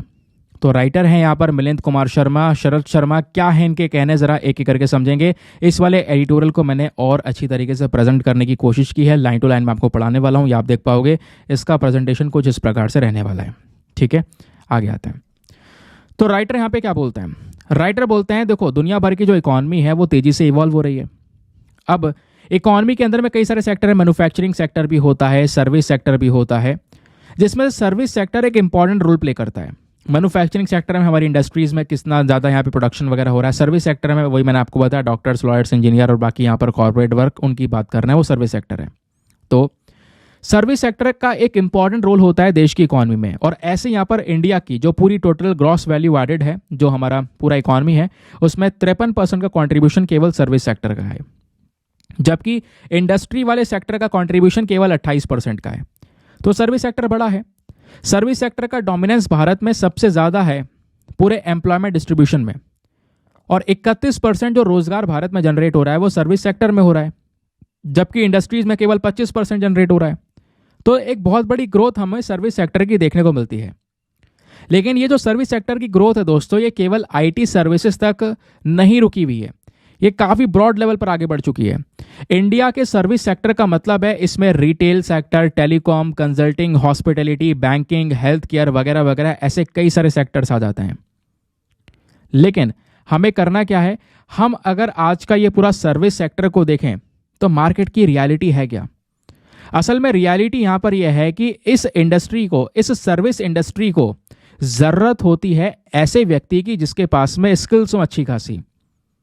और हमारे स्टैटिस्टिका के अकॉर्डिंग बताया जा रहा है कि केवल 57% जो इंजीनियरिंग ग्रेजुएट्स हैं वो यहाँ पर दोस्तों इस सर्विस सेक्टर में एम्प्लॉयबल हैं। और अभी भी यहाँ पर काफ़ी सारे ऐसे ग्रेजुएट्स हैं, कुछ रिपोर्ट्स ये बताती हैं, कुछ इंडस्ट्री की रिपोर्ट्स ये क्लेम करती हैं कि 80% जो ग्रेजुएट इंजीनियर्स हैं, जो इंजीनियरिंग करे हुए हैं, वो यहाँ पर अपनी फील्ड से बाहर दूसरे काम में, सर्विस सेक्टर में काम कर रहे हैं, नॉन टेक्निकल जॉब में काम कर रहे हैं, जो कि उनके एजुकेशन से रिलेटेड है ही नहीं। तो इंजीनियर्स में खासकर हमको देखने को मिलता ही है कि भाई जो उन्होंने पढ़ा है वो उसके बजाय किसी दूसरे सेक्टर में काम कर रहे होते हैं। ठीक है, तो इंडिया में अगर आप देख पाओगे तो बहुत सारे इंजीनियरिंग ग्रेजुएट्स ऑलरेडी ऐसे प्रेजेंट है जो हमारे सर्विस सेक्टर में वर्क कर रहे हैं, और वो बहुत आगे भी निकल चुके हैं। सर्विस सेक्टर में उनका एक डोमिनेंस है। क्यों? क्योंकि वो भाई इंजीनियरिंग करे हुए हैं, बढ़िया कॉलेज से पढ़े हुए हैं, उनके पास में ऑलरेडी स्किल्स हैं, ऐसी स्किल्स जहां पर मतलब जो कि जॉब में चाहिए होती है वो ऑलरेडी यहां पर उनको सिखाई गई है शुरू से ही। जबकि दूसरी तरफ यहां पर जो नॉर्मल पीपल हैं, जो ग्रेजुएट्स हैं बस खाली या मास्टरी वगैरह की हुई है, उनके पास में वो स्किल्स प्रेजेंट नहीं है। बट अगर आप देखोगे तो पिछले 10 सालों में बहुत सारे जो इंजीनियर्स हैं वो आज के समय पर नॉन टेक्निकल सेक्टर जैसे banking, insurance, hospitality, health care, retail sector यानी कि इसी सर्विस सेक्टर में घुस चुके हैं। और ये जो शिफ्ट हुआ है इसकी वजह से जो नॉर्मल पीपल्स हैं, है ना, जिन्होंने यहाँ पर ग्रेजुएशन या मास्टरी वगैरह की हुई है, वो काफ़ी पीछे रह जा चुके हैं। क्यों? क्योंकि इन इंजीनियर्स को ऑलरेडी यहाँ पर पढ़ाई की करवाई जाती है, इनके पास में critical thinking, problem solving, creativity, innovation हर चीज़ है, क्योंकि वो सिखाया गया है। जबकि यहाँ पर नॉर्मल पर्सन के पास में ये सारी चीज़ें प्रेजेंट नहीं है, इस वजह से इनको यहाँ पर एक एडवांटेज यहाँ पर मिल जाता है। तो राइटर यही बोलते हैं कि यहाँ पर सभी को इक्वल करने के लिए हमें एक जेनरिक कोर्स की ज़रूरत है।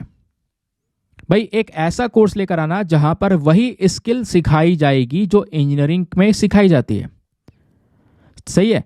तो एक इंजीनियर जो होता है वो किसी भी रोल में फिट हो जा रहा है, चाहे वो सेल्स हो, कस्टमर सर्विस हो, फाइनेंस हो, किसी भी रोल में सेट हो जा रहा है। रीजन क्या है? उसकी पढ़ाई, उसके स्किल्स, क्रिटिकल थिंकिंग। तो आज के समय पर हमें इसी प्रकार का एक एजुकेशनल कोर्स की आवश्यकता है, जो कि यहां पर क्या करेगा, इस प्रकार की स्किल्स प्रोवाइड करवाएगा। और ऐसा कोर्स हमारे पास में है नहीं जो सर्विस सेक्टर की डिमांड्स को पूरा कर सके। तो ये जो सर्विस है दोस्तों आज के समय पर, इसके अंदर में सुधार करना होगा।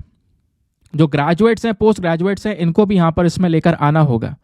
और सभी के लिए यहाँ पर एक पूरा इंजीनियरिंग कोर्स, जेनेटिक कोर्स होना चाहिए, जेनरिक कोर्स होना चाहिए। और वो जो कोर्स यहाँ पर होगा दोस्तों, उसमें जो बेसिक स्किल्स होती हैं, है ना, वो बेसिक स्किल्स यहाँ पर समझाई जाएंगी, सिखाई जाएंगी, ताकि वो व्यक्ति यहाँ पर पूरी तरह से कंपटीशन क्रिएट कर सके। और ये जो कोर्स होगा ये पूरी तरह से टेक्निकल प्रोफिशिएंसी, सॉफ्ट स्किल, है ना, इंडस्ट्री से संबंधित उसकी स्पेसिफिक नॉलेज, इंपॉर्टेंट चीज़ें, ये सारी चीज़ें यहाँ पर उसको सिखाई जाएंगी। प्लस कुछ नई टेक्नोलॉजीज, आर्टिफिशियल इंटेलिजेंस आ चुका है, इंटरनेट ऑफ थिंग्स आ चुके हैं, इन सब चीज़ों को ऐड किया जाएगा। तो ये जितने भी प्रोग्राम्स है क्या करेंगे, बच्चे के अंदर में जॉब लेने की, एक व्यक्ति से छीनने की क्षमता बना देंगे। ठीक है? तो स्टूडेंट्स की जो एम्प्लॉयबिलिटी है वो यहाँ पर इंक्रीज हो जाएगी। और ये जो कोर्स है दोस्तों, यहाँ पर कहीं ना कहीं इससे लोगों में जब स्किल्स क्रिएट होंगी, प्रॉब्लम सॉल्विंग के टेक्निक्स आएंगे, तो इससे यहाँ पर उनको नौकरियाँ मिलेंगी। तो ये कहीं ना कहीं जो पर्टिकुलर कोर्स है ये एक ग्रोथ बूस्टर की तरह काम करेगा, ये हमारे राइटर बोलते हैं। राइटर का कहना है इस प्रकार के कोर्स को लेकर आना हमारे लिए ज़रूरी है, इससे हम पूरी तरह से ट्रांसफॉर्मेशन कर सकते हैं। और स्पेशली जो ग्रेजुएट्स हैं, केवल ग्रेजुएट जहाँ से ग्रेजुएशन किया हुआ है, वो यहाँ पर कहीं ना कहीं अच्छी स्किल्स को, नॉलेज को, अपना ऐसा माइंडसेट गेन कर सकते हैं जहाँ पर उनको इंडस्ट्रीज़ में बढ़िया नौकरी मिल सके, क्योंकि आज पढ़ाई से ज़्यादा स्किल मैटर करती है। तो कोर्स को अफोर्डेबल बनाया जाए, एक्सेसिबल बनाया जाए और सर्विस सेक्टर में एक तहलका मचाया जाए। और हाल ही में दोस्तों अगर आप देखोगे, राइटर बोलते हैं एक सर्वे हुआ है, पीरियोडिक लेबर फोर्स सर्वे। उस सर्वे के अकॉर्डिंग बताया गया है सर्वे जो है ये 7th था। इसने यहाँ पर ये बताया महिलाओं को जो पार्टिसिपेशन है वर्क फोर्स के अंदर में वो 37% रहना चाहिए। तो महिलाओं का पार्टिसिपेशन भी यहाँ पर इंक्रीज करना ज़रूरी है और इसके लिए ये कोर्स ही यहाँ पर हेल्प करेगा, एक proper environment, supportive environment provide करवाएगा ताकि लोग यहाँ पर पूरी तरह से ग्रो कर सकें। ठीक है, तो ये एडिटोरियल भी हमारे लिए इंपॉर्टेंट था। आई होप यहाँ पे हर एक एस्पेक्ट आपको समझ में आया होगा। बहुत ही सरल शब्दों में ये सारी चीज़ें मैंने आपको समझा दी हैं। नाउ फाइनली आते हैं हम लोग अपने प्रीलिम्स वाले क्वेश्चन पर, यानी प्रीलिम्स की जो रैपिड फायर सीरीज़ है उसके ऊपर। तो आज के जितना भी यहाँ पर डिस्कशन हुआ है, जितना भी कुछ आपने पढ़ा है दोस्तों, उसको क्वेश्चन के फॉर्म में अटेम्प्ट करने की जो समय है वो आ चुका है। थोड़े क्वेश्चन है लेकिन इसको इम्प्लीमेंट करने की कोशिश करना। पहला question director general of civil aviation को लेकर पूछा गया है। इस डीजीसीए को लेकर 3 स्टेटमेंट दिए गए हैं, बताना है इनमें से कितने स्टेटमेंट सही हैं। How many of the statements are correct.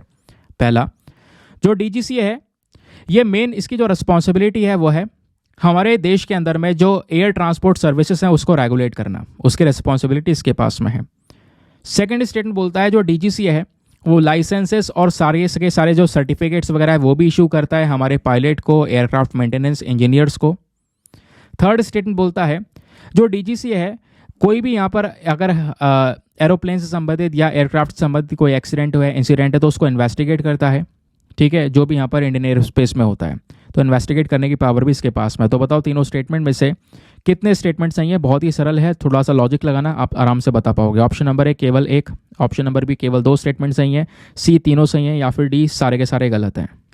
फिर अगला क्वेश्चन बात करता है जो चिनूक हेलीकॉप्टर है दोस्तों, इसका मेन प्राइमरी रोल क्या है।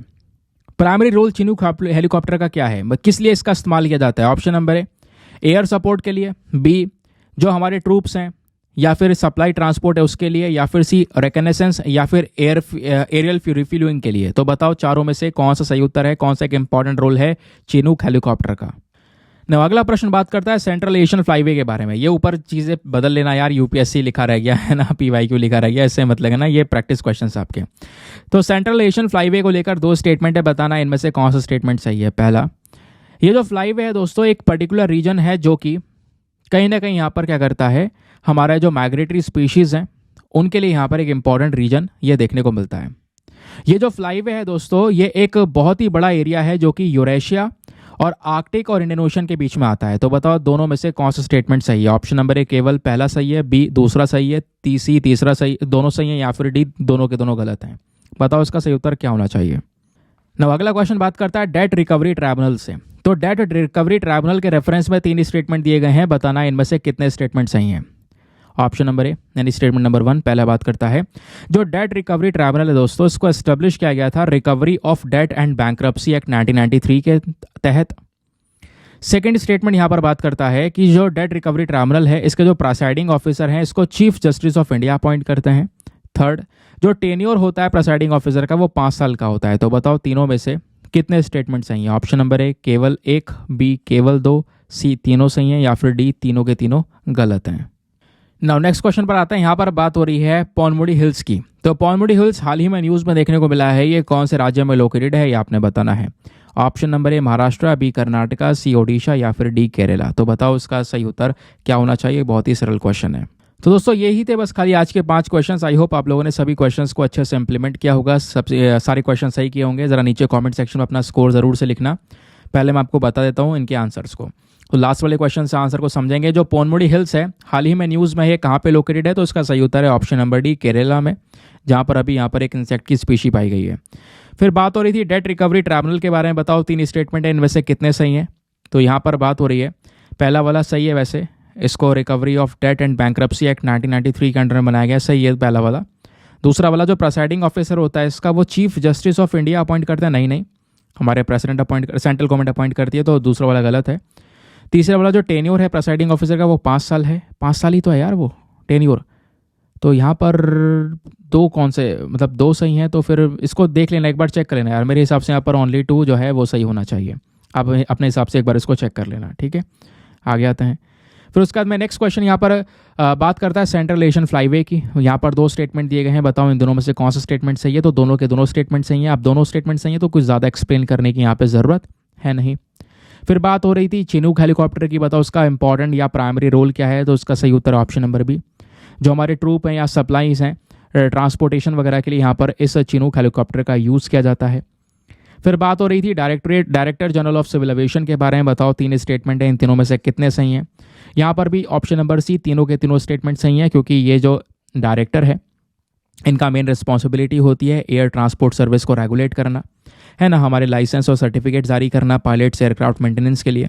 प्लस कोई एक्सीडेंट होता है इंडियन एयरोस्पेस में तो उसको ये इन्वेस्टिगेट करने की पावर भी अपने पास में रखते हैं। तो ये सारी पावर्स DGCA के पास में होती हैं, ठीक है। तो ये हो गया हमारा आज का पूरा सेशन।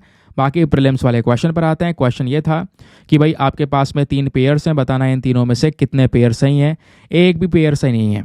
देखोगे खेरसन और ज़ैपोरिज़िया ये जो जगह है, क्या ये इजराइल और लेबनान से संबंधित है? कभी नहीं दोस्तों, ये यूक्रेन से और रशिया से संबंधित है। नगोर्नो काराबक ये मोजाम्बिक से संबंधित है? नहीं भाई, नागोर्नो काराबक आर्मेनिया और अजरबैजान से संबंधित है। नॉर्थ कीव और इतूरी क्या ये आर्मेनिया अजरबैजान से संबंधित है? नहीं दोस्तों, यहाँ पर अगर अजरबैजान आर्मेनिया का नाम था तो यहाँ पर येरेवन या बाकू होना चाहिए था, ठीक है। तो इस वजह से तीनों के तीनों यहाँ पर ग्रुप्स गलत हैं। Option number D, none is the correct answer. Now इसी के साथ में करते हैं लेक्चर को समाप्त और मिलते हैं आप लोगों से अगले वीडियो में। आज के लिए bye bye, have a nice day, thank you and जय हिंद।